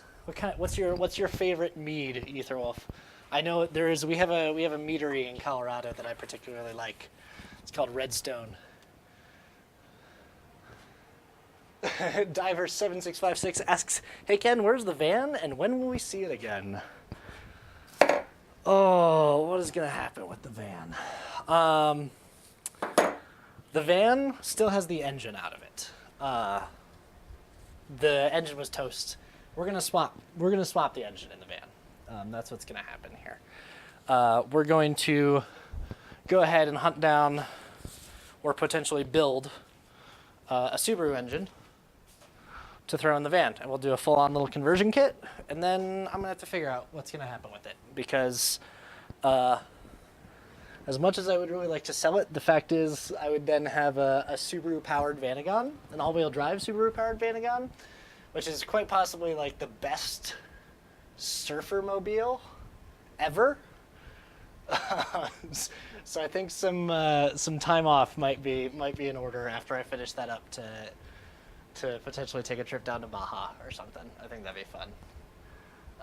Jimmy McGee, hey bud, good to see you. Gone and never gonna see you again. I hope not. No, it's sitting in my driveway right now. It's not this driveway. I have sort of like a different private area over on the other side of the house, but it's sitting out there right now. So we're gonna clean it up at some point. We'll get to it. I don't want to get rid of it. I got plenty of space for these right now, and I don't have to worry too much about, cleaning up the projects. It's just kind of sitting there. It's rusting away. Nobody's gonna try and steal it if it doesn't have an engine, right? So I think we're okay right now. Oh, I was gonna look up EJ22 oil capacity. No, I don't want to open Feedback Hub. Thank you, Windows. I'm going to maximize. That's what I want to do. EJ22 oil capacity. 1990 EJ22 has a 4.5 liter oil capacity. 4.2, 4.5, 4.2, 4.8. gonna start at 4.2 and see where we get to. Oh, I got more oil to throw in too. That's power steering fluid. I don't want to throw power steering fluid in there. Where is that oil? Is it back here? Is this it? This is it. This is not power steering fluid. This is oil. Good job, Ken.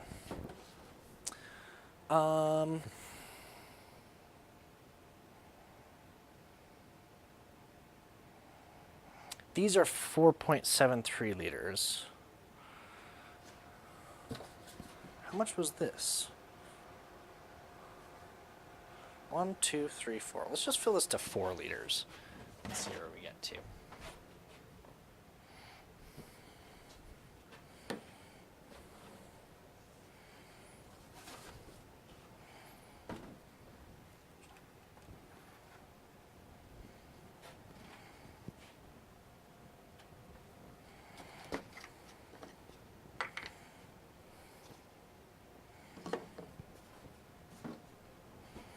Got a little bit left in this guy. Probably use this as the other disposal container.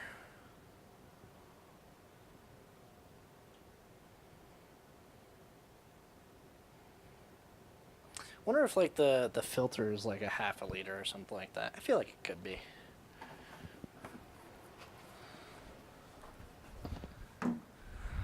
Oh my goodness. What time is it? 8:36? That's not right. It's 9:36. I do have to knock off at 10 p.m. though, guys. I'm sorry. It is important for me to keep to a schedule so that I can keep to a schedule later in the week too, you know? Just gotta not get burned out on streaming. Just gotta do it in moderation. Also, all the Twitch achievements say that it's more important for me to stream fewer times? Or no, it's more important for me to stream more often, not necessarily for longer. So, we'll see how it goes.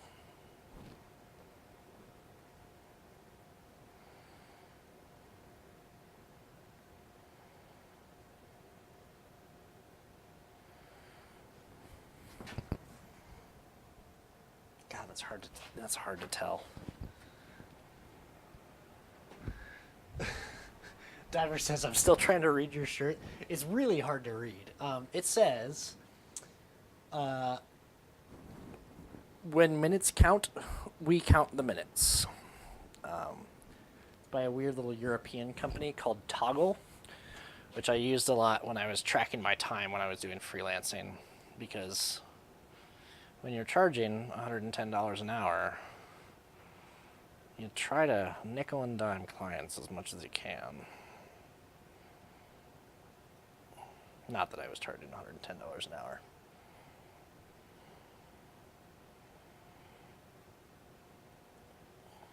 I just really liked the company. And then they like emailed me and said that they wanted to what happened was that they put on like one of these like little interview hiring test kind of things online, which some companies periodically do. And I like aced the thing. And then it took them, like, no joke, like 4 months to get back to me. And they sent me just sort of like standard form letter type of thing. And I was just like, all right, well, I guess it doesn't matter that much. Would have been nice, though. It would have been 100% remote because they were based in Europe. But they, I don't think they would have paid very well, unfortunately.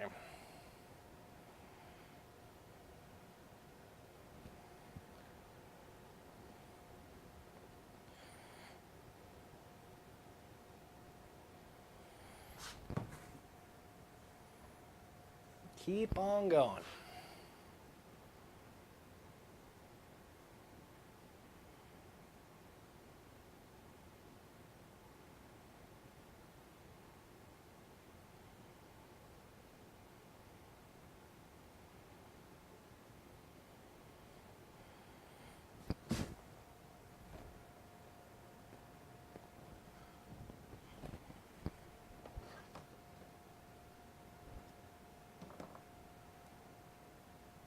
Let's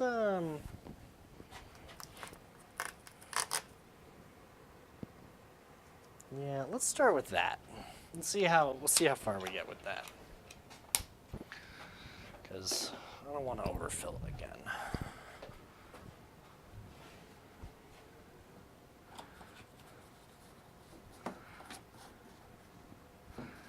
Da, da, da, da, da.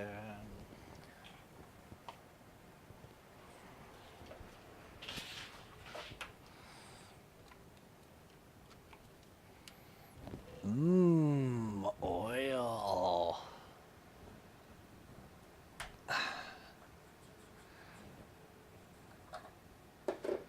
Wondering why this webcam isn't as high FPS as the other one. Wonder if there's some configuration that I gotta do. But doesn't matter. Wait, hang on. Did I put everything back on? Yes, I did.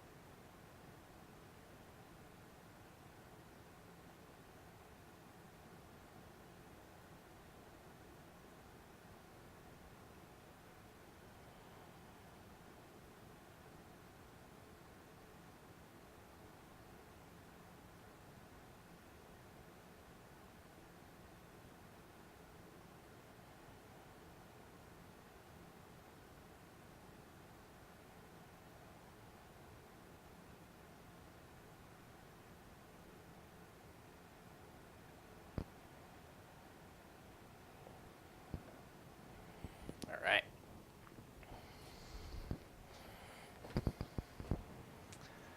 Jeremy says, Scooby stuff, working mine this weekend, new rack installing your primitive plates. Nice, dude. Primitive plates like license plates?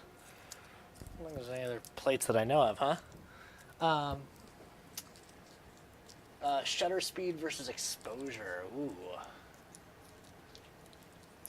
Leo says, so the DRL works now after opening it and resocketing the chips. Nice, dude. Aetherwolf says, my fave mead is my homebrew. Ooh, you make homebrewed mead? That's awesome, man. That's super cool. I bet you it tastes delicious. You got some delicious mead action going on there, huh? All right, let's check our oil level here. At least as long as it gets like up to above, full, then I think we're fine, because it still has to fill the filter.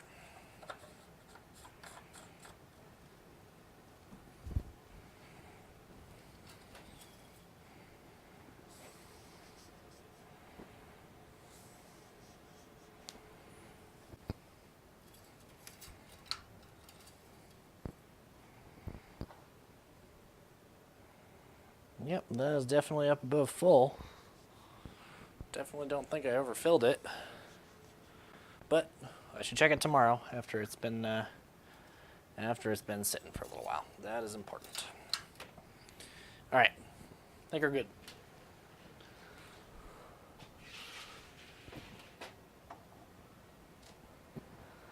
Barakanov says, hello, goodbye. Just stepping in to say hi, good night. Hey, good to see you, Barakanov. You have a wonderful night, bud. Good to see you. Jeremy says, skid. Oh, nice. Skid plates. I see what you're saying. Man, want to try me just basic ale brewing so far? Nice. That's so cool. What kind of WRX do you have, or what year WRX do you have? Good little WRXs, that's for sure. Yeah, I gotta get some of this oil out of here. Try not to drip this all out over the floor again.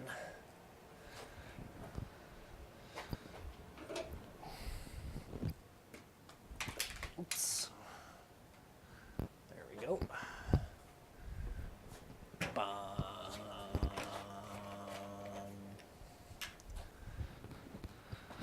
Bum.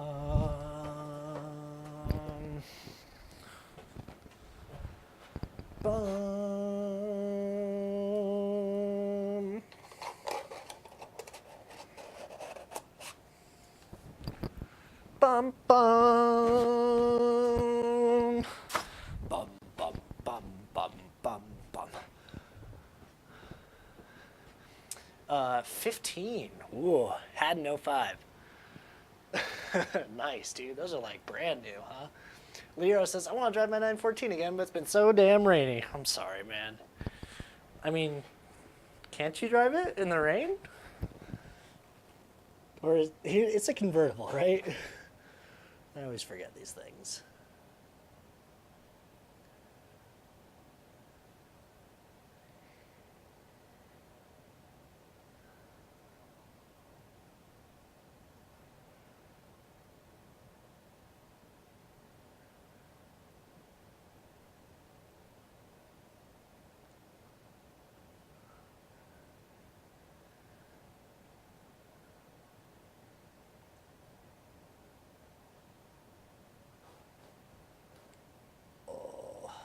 Holding my breath. Up. Ooh. Steady. Steady.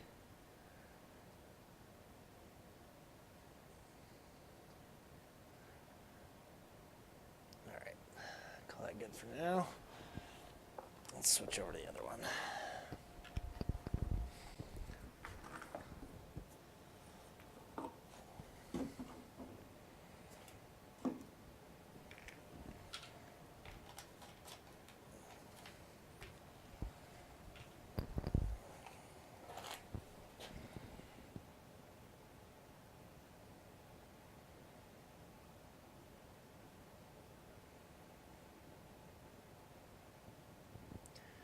I can basically just dump this stuff in here.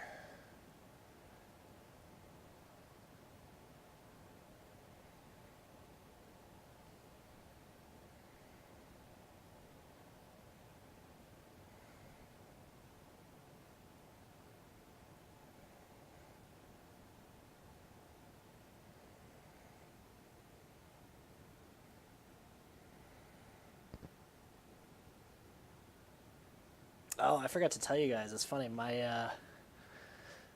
So this company that I work for, the CEO is also my buddy from college. He's sort of like my boss, but it's just kind of it's a 5-person company, so it doesn't really matter all that much. But he apparently took his 2005 Subaru Impreza in to the local shop today, and they quoted him about $5,000 in repairs. And apparently they wanted to change out, they wanted to replace his short block and everything. And I was like, why? And they was like, I don't know. So we gotta check it out. We're gonna have his Subaru on here sometime, hopefully, and have a look at it. Sorry, I've been too fixated on the symmetrical AWD target top. I know the engine runs like crap when it rains. No idea when it's pitching to fit when it gets wet. If I get some coin, I want to get back in the Euro with a vintage 911 build. Nice, dude. Had a Golf R for 2 years. That's pretty cool. Golfs are Those hot hatches, man, they are something.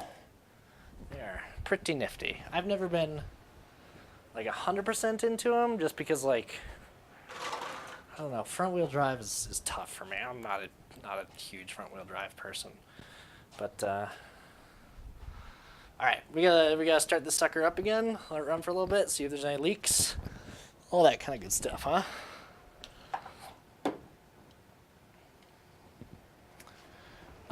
Keys. Keys. Hoodie, because it's cold. Even though I got the heater running. Bum, bum, bum, bum, bum. Got coolant? Lots of coolant. I also checked the compression on this last week. It was looking pretty good. Should probably open the garage door, huh? Try not to asphyxiate myself.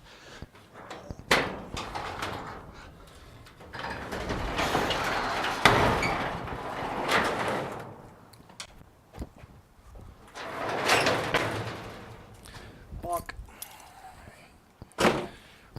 Turn off the heat while I'm opening the garage door. You don't live in a barn, etc. Aetherwolf says, the closest I've ever gotten to import is Volkswagen, but then we shoehorned a 426 Hemi into it. Not a daily driver. Yeah, I want to get Subi back in, or want Subi to get back in the game. Those 13 STI hatches did it for me. Nice, dude. Yeah, those are pretty nifty. I will definitely say, I definitely like the hatches a lot better than the kind of blobby sedans that they got. Alrighty.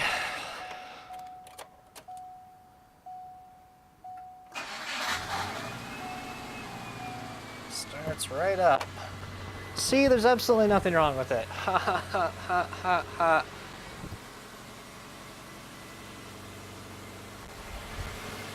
Let's check for leaks.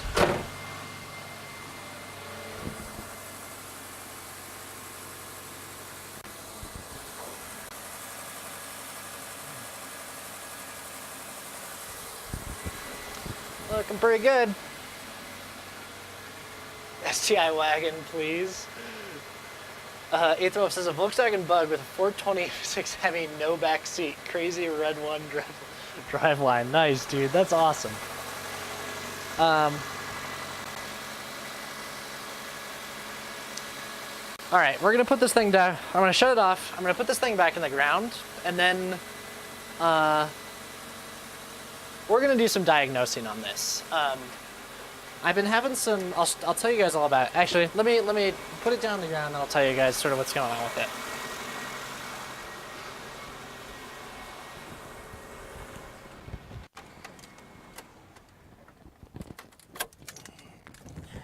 All right, down on the ground, and then we can start investigating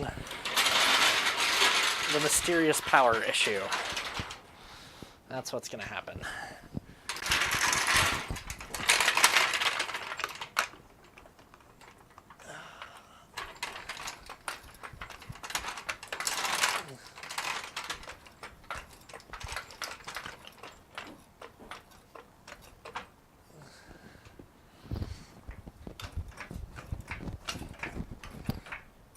I should probably let it get up to operating temperature too before we start testing it.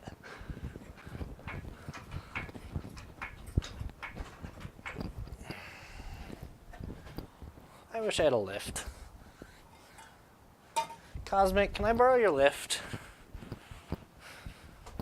I would really like a lift. Or Angry Mechanic, if you're in here too, can I borrow your lift? Make it a little bit easier.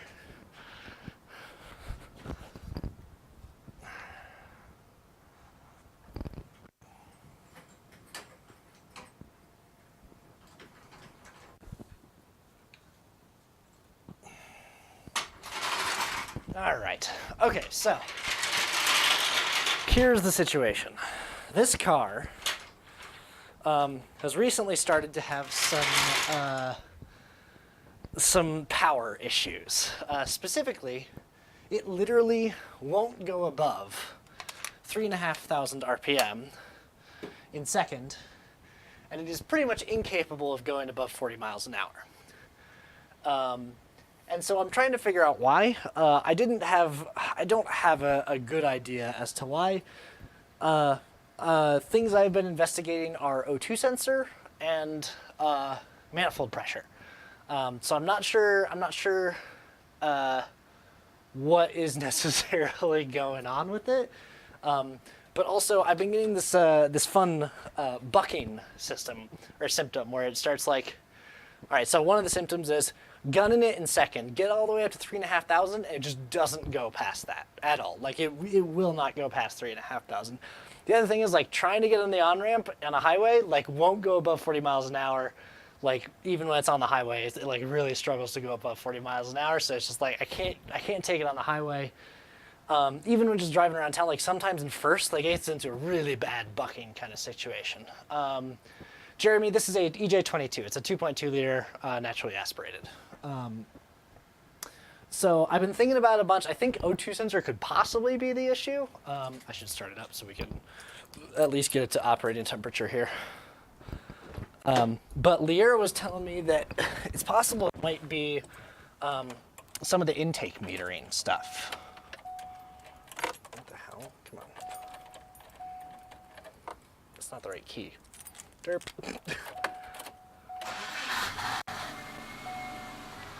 Oh, that sounds like it's having so much fun.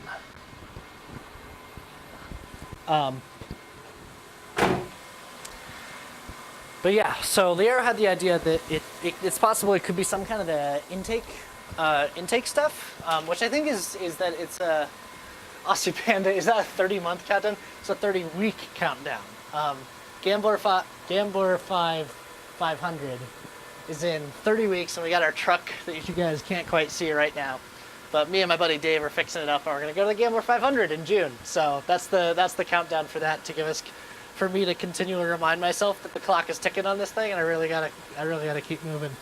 But yeah, so I think some of the stuff that we're gonna do today is, while I still got time here, we got my little OBD2 sensor, which I can hook up with my phone. I'm gonna try just doing tests in the garage, trying to figure out if the voltages or manifold pressure doesn't seem to be reading correctly on any of these things. If we can't figure anything out, then that's, it's not terrible, but it's gonna be, oh, I guess the sticker fell off.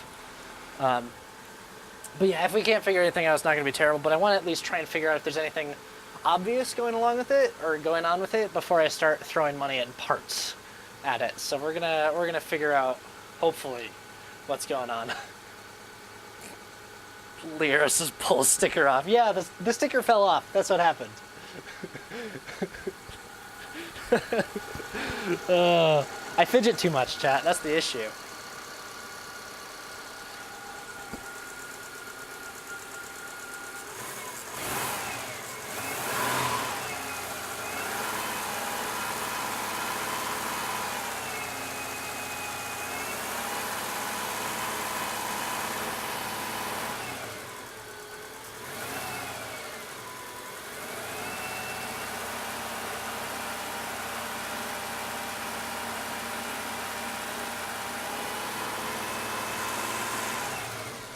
We'll let it get up to temperature before I start pushing on it here. It fell off, eh? Yep. It definitely fell off. It wasn't me just... It's just a dumb... It's a dumb little sticker. It's just like a little plasticky bit thingamabob. Doohickey, whatever. I talked to JoJo, and she might be interested in putting together some more emotes for us so we can get some more Ken Chibi? Is that how they're pronounced? Chibi emotes? I don't know. We'll see how it goes.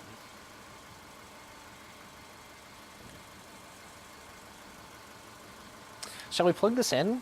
Yeah, let's do it.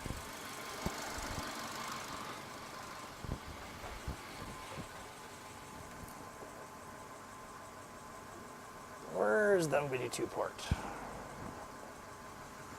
I feel like I should know this. Come on. I feel like I should know this by heart. Nope, backwards.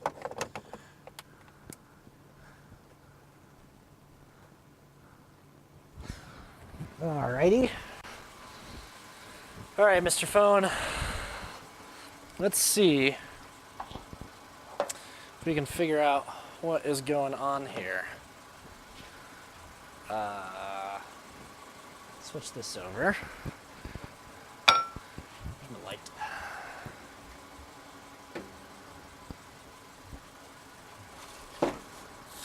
Let's move everything over here.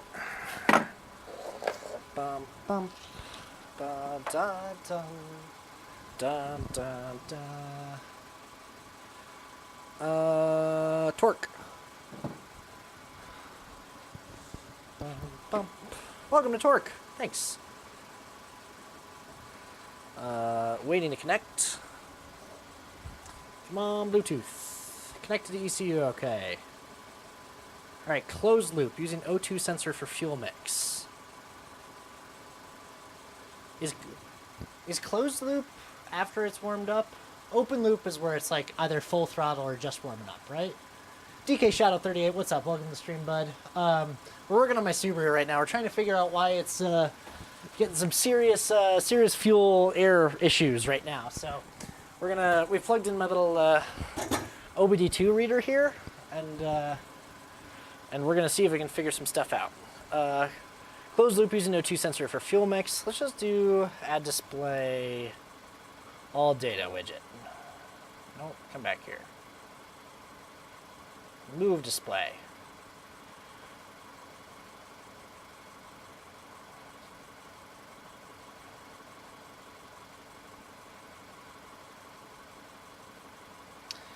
Okay. So intake is 25 kilopascals. Fuck, I wish I knew what some of this stuff was. Let's investigate. Come on, camera. Hold still.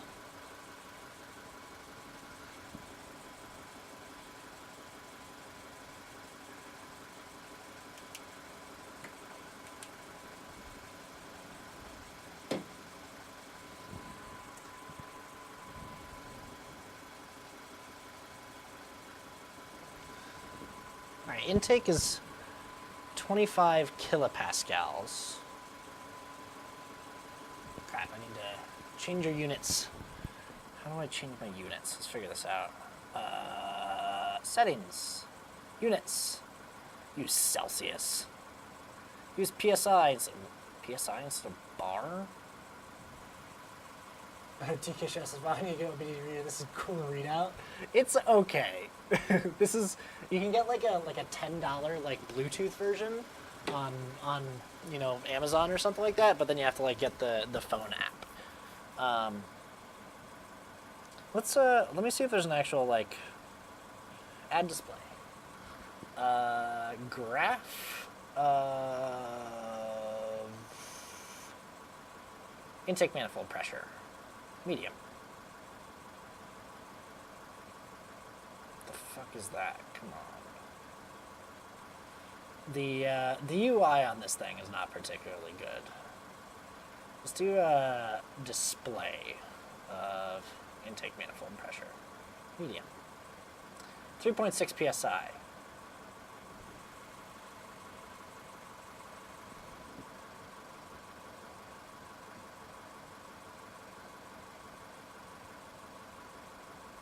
Seems like a lot.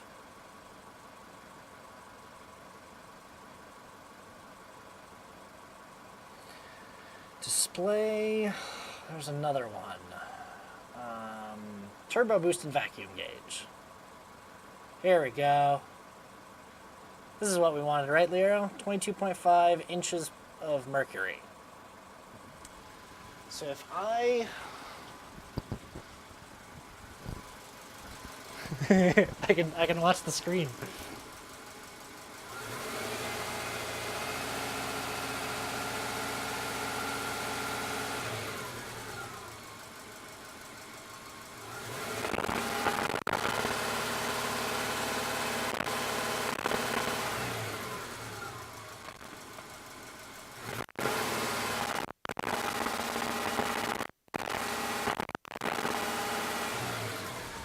So if vacuum,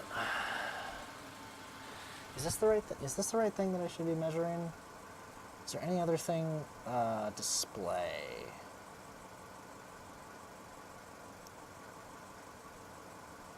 I want like voltage.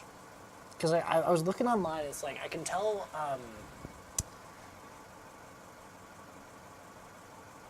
there's like a certain amount of voltage from the... No, it doesn't look like it has it.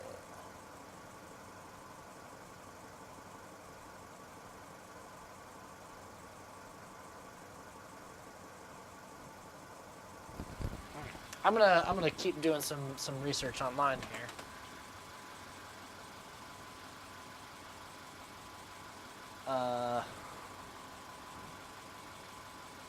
Need a scope to do raw sensor voltage. Might have one.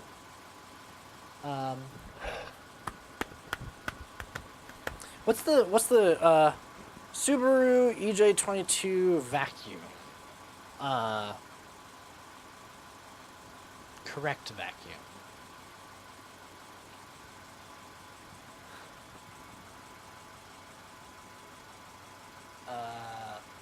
Correct vacuum level? What should the vacuum reading be at idle? 19 to 20 on a stock motor at sea level. 1 inch less for each 1,000 feet. Answer's about 9 psi. Well, that's not right. Did you see voltage at the bottom? There was, it has, let's do display. It has a whole bunch of the voltage OBD2 adapter and voltage control module. It doesn't have like straight up voltage on any of these. It has O2 volts, which I guess is fine.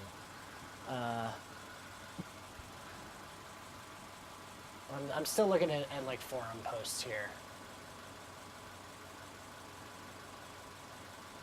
Best way to check the log is stock boot so that it gives you an accurate reads 10.3. But this doesn't tell me if it's correct or not. Oops, sorry.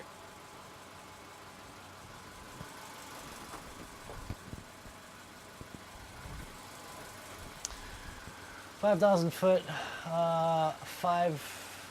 What are you looking at there? 5,000 feet is equal to -5 inches, so I'm at 22.8. So that looks about right then, Leo, right?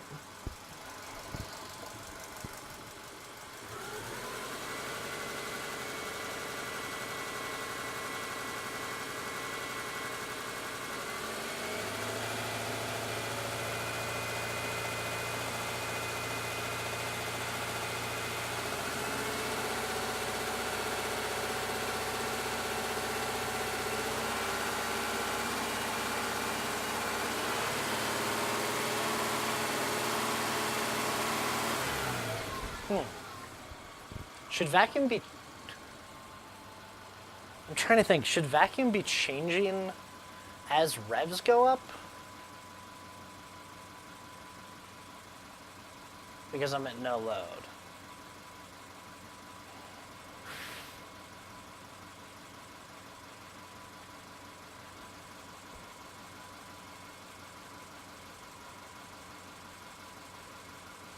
I'll be honest, guys, I'm at a loss here. I thought that would, I was really hoping that would just like be like, oh yeah, of course, that's obviously the thing that's wrong there, but I'm guessing not. I might have to do some more, research on this. So it looks like, yeah, I guess vacuum must be okay. Let's check,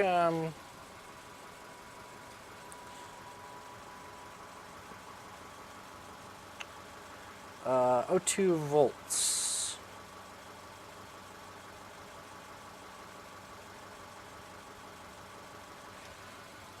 Nothing. Can turn the engine off, but key on. Etherwolf asked, did you see what I wrote above? I didn't, Etherwolf. What'd you say? Yeah, give me just 1 second there. Yep, closed loop is after warm? That's what you said above. Turned out to be the cat converter. Oh, you're saying like the catalytic converter might be plugged up? Yeah, I suppose that could be it.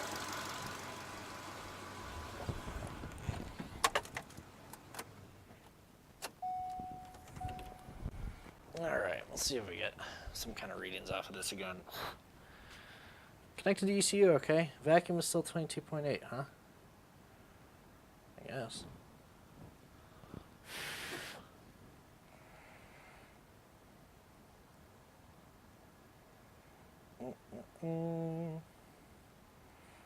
Has data in my butt. These don't have data.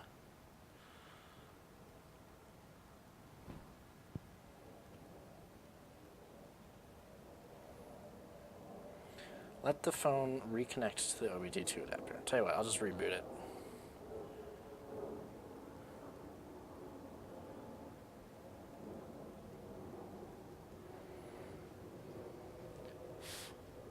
Thanks for bearing with me here, guys. Sometimes cars are tricky. Identify any ECUs in the system. Connected to ECU, okay. Intake is 12 psi. Shit. Vacuum is 5.4.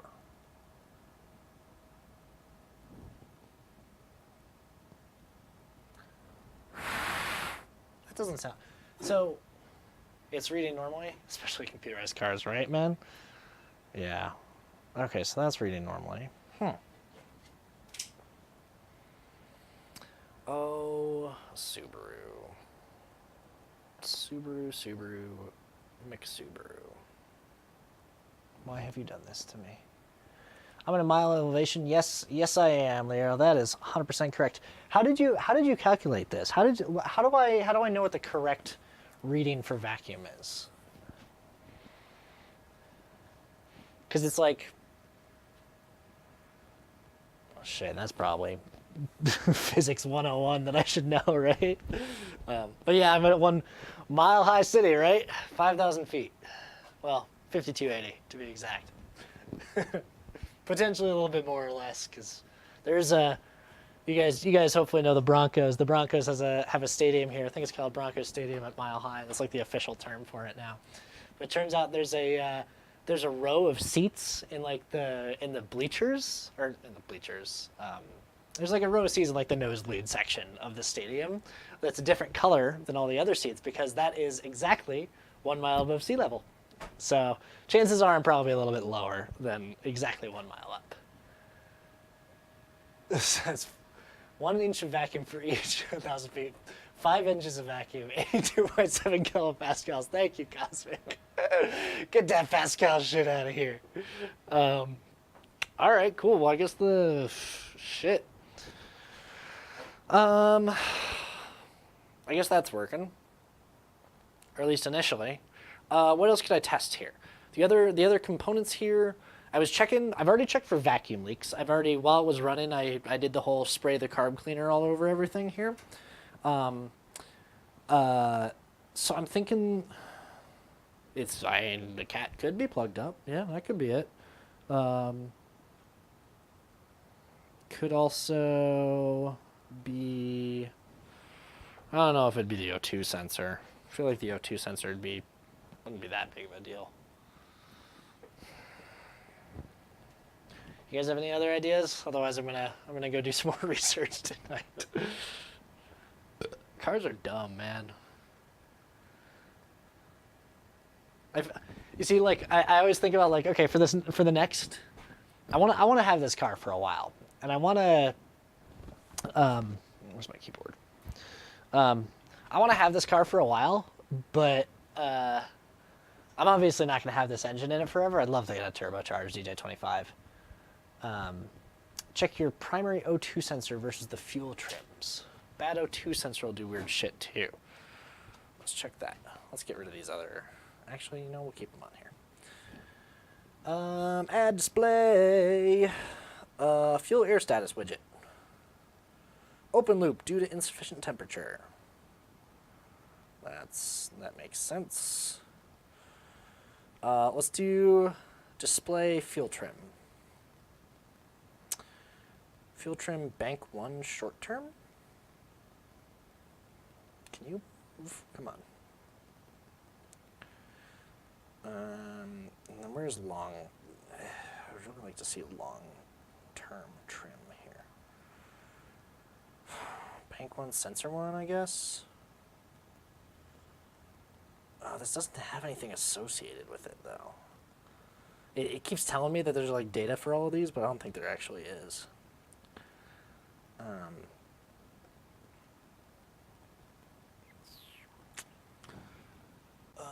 Add a graph, not a display. Fine. Delete display. Sorry, I didn't mean to sound snippy there. I really do appreciate you guys helping me out a lot with this. Because Ken is real dumb, turns out. Large and in charge. Right there. Fuel trim. I guess I'll go start it up and we can start from there.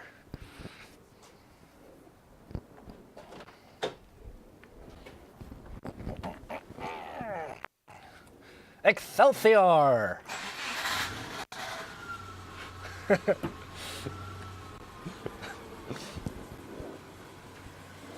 See what it's doing. Slightly below, I guess.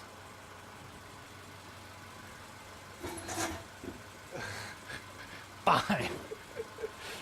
Primary O2 sensor. Let's mess around. Oh, it's starting to do something. Hang on. It's back to 0?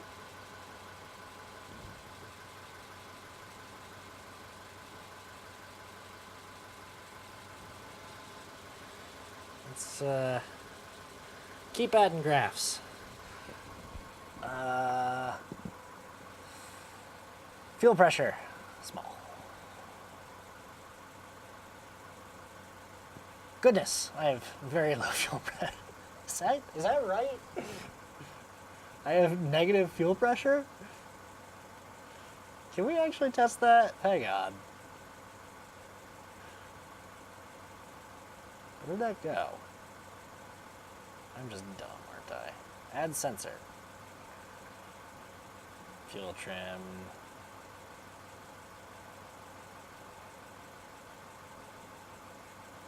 Oh, it says it doesn't have that value. Never mind. All right, fuel trim is going up a little bit. Now it's coming back down.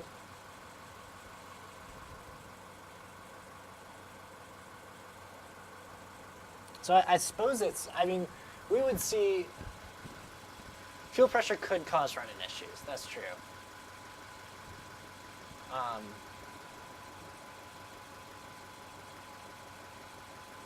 Man, I wish there was some way to test that.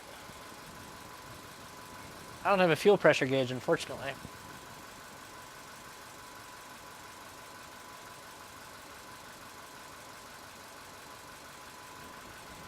I mean, that would cause it, wouldn't it?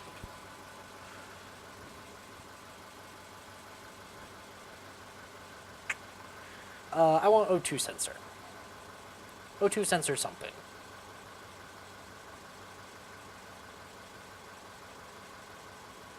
Equivalence ratio.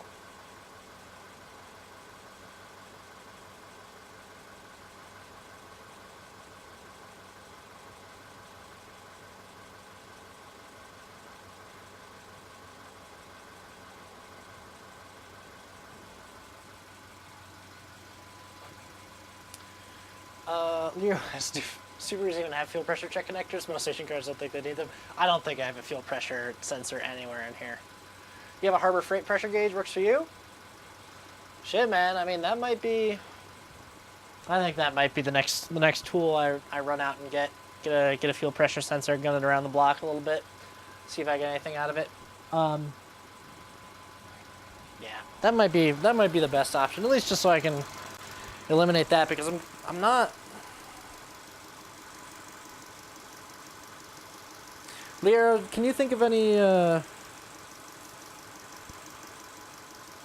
other graphs I should look at here that might be worth me, that might figure it out? Is there a PID for O2 volts bank sensor 1? Let's check. O2 volts, bank 1, sensor 1. Large. Getting basically nothing on that, unfortunately.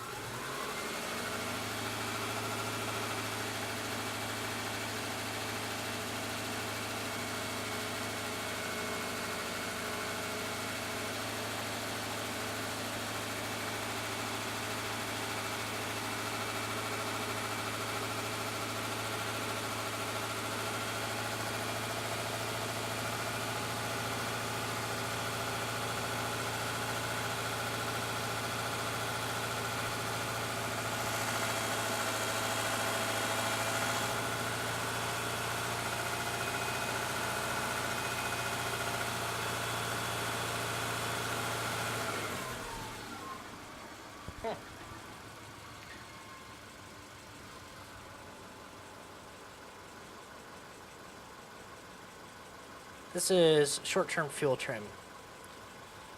Lear,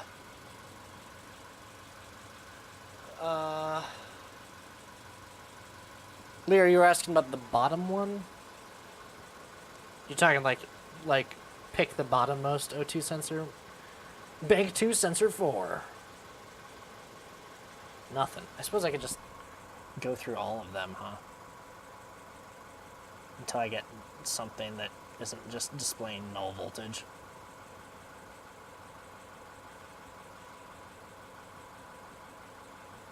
I already did bank 1, sensor 2, sensor 3. Sensor 4.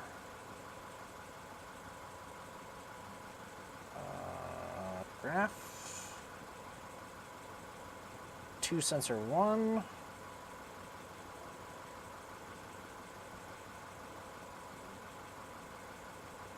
2, sensor 2.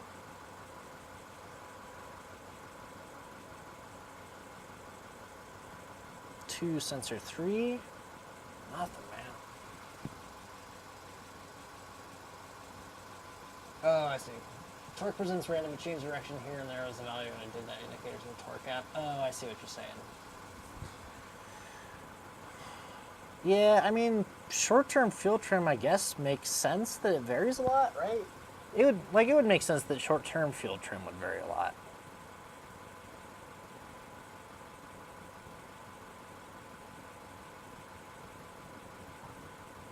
Here, we'll put this and I'll do a little bit of put a little bit of load on it again.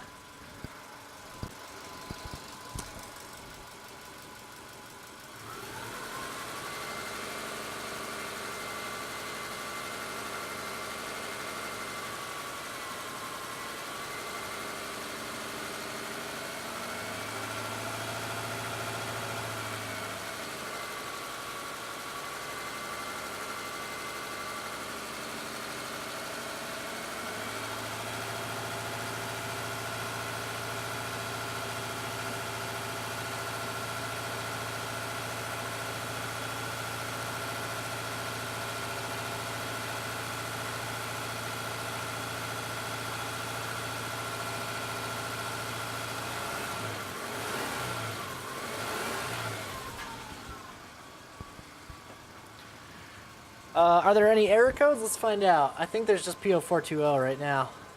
Show logged faults.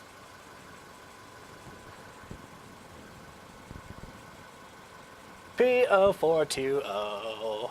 Everybody's favorite. So, who the fuck knows, right?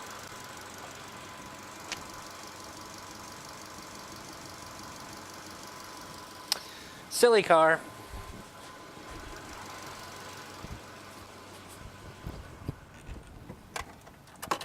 Alrighty. Well, I think that's all that we can do for tonight. I think I gotta go do some more research and see if I can figure out kind of what's going on with all this.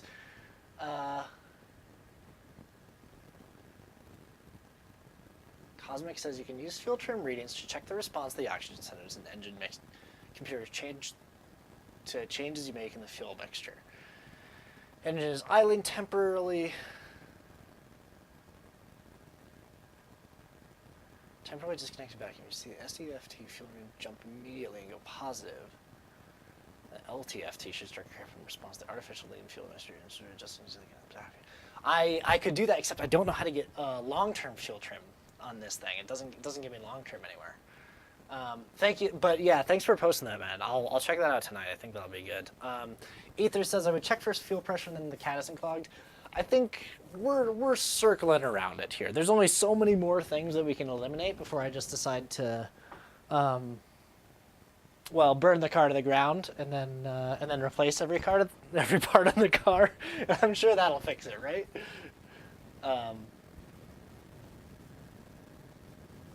Yeah, no LTFT. Weird. Let me here. I'll scroll through this. 60 mile per hour, acceleration sensor, ambient air temperature, average trip speed, barometric pressure, engine coolant pressure, engine load, engine RPM, fuel trim bank 1 short term, fuel pressure, fuel trim bank 1 sensor 1 through 4, fuel trim bank 2 sensor 1 through 4. I suppose I haven't actually checked each one of those, but I don't know if it's going to give me that, or if it's going to...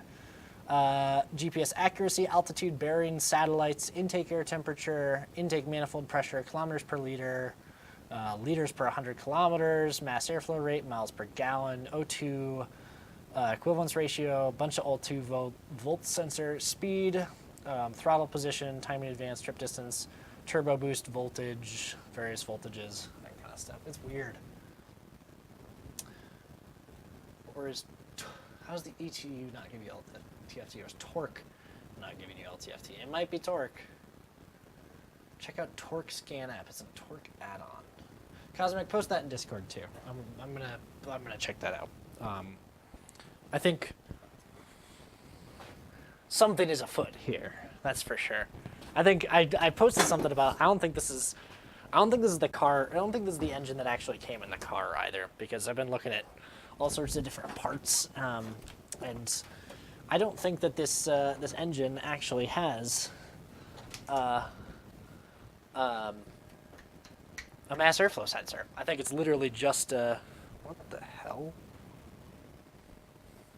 Anyway, it's beer time.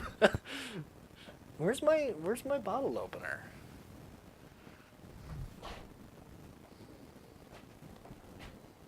Man, good job, Ken. I have no idea where it went. In any case, guys, it is that time again.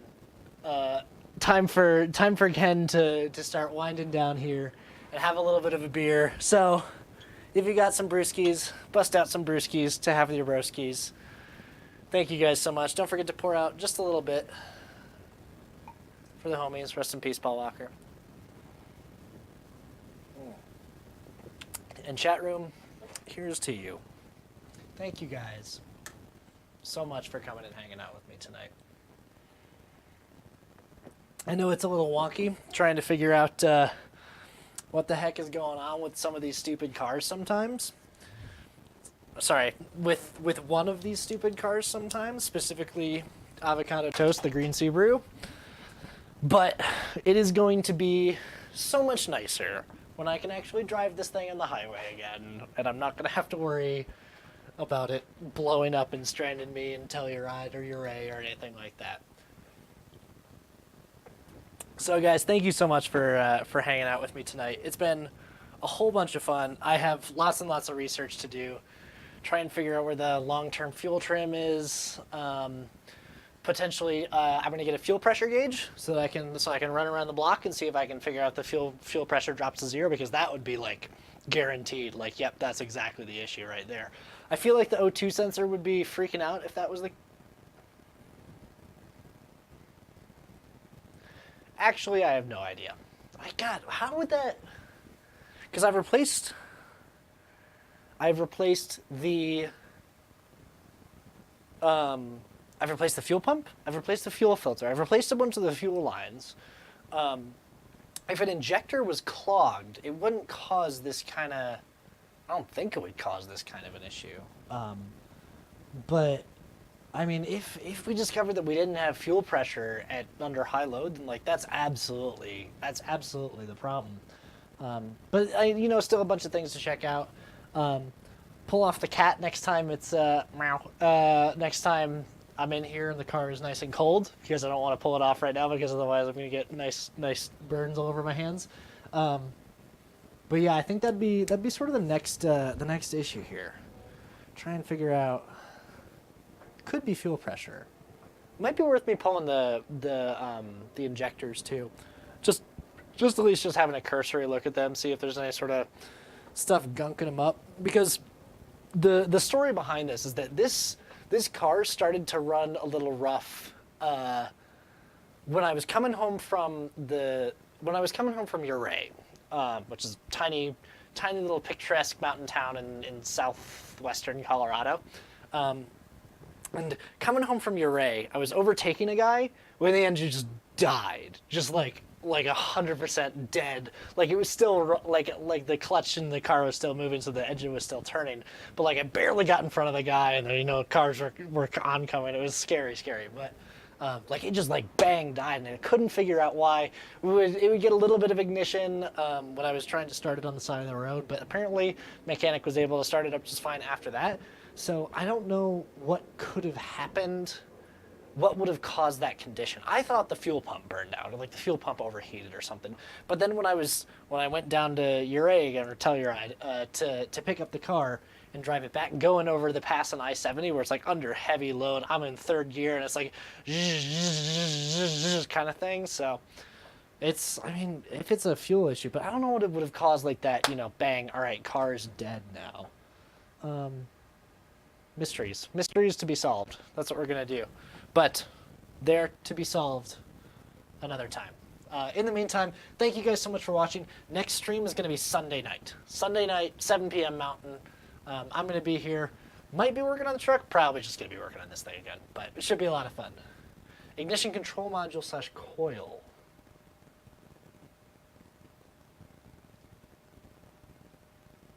Maybe.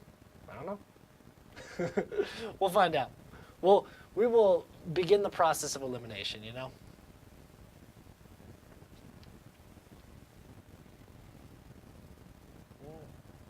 Engine is not coil on plug. It's like straight up big ol' ignition coil sitting on the top of the air intake distribution piece of metal doohickey. So yeah, we'll have to figure it out. But in any case, I gotta wind down here. I gotta go to bed. I got work tomorrow. But guys, it's been so much fun hanging out. We're gonna do this again. We'll see you on Sunday. We're gonna continue diagnosing this, and maybe I'll get a chance to run it around the block with a fuel pressure gauge on it. But in any case, you guys have a wonderful night. Have a good weekend. Make sure that you guys get a chance to go out and work on your own cars a little bit, because it always helps to work with your hands and to do a little problem solving and get outside and get a little dirty. You know how it goes. But most of all, make sure that you guys drive safe, okay? I'll see you later.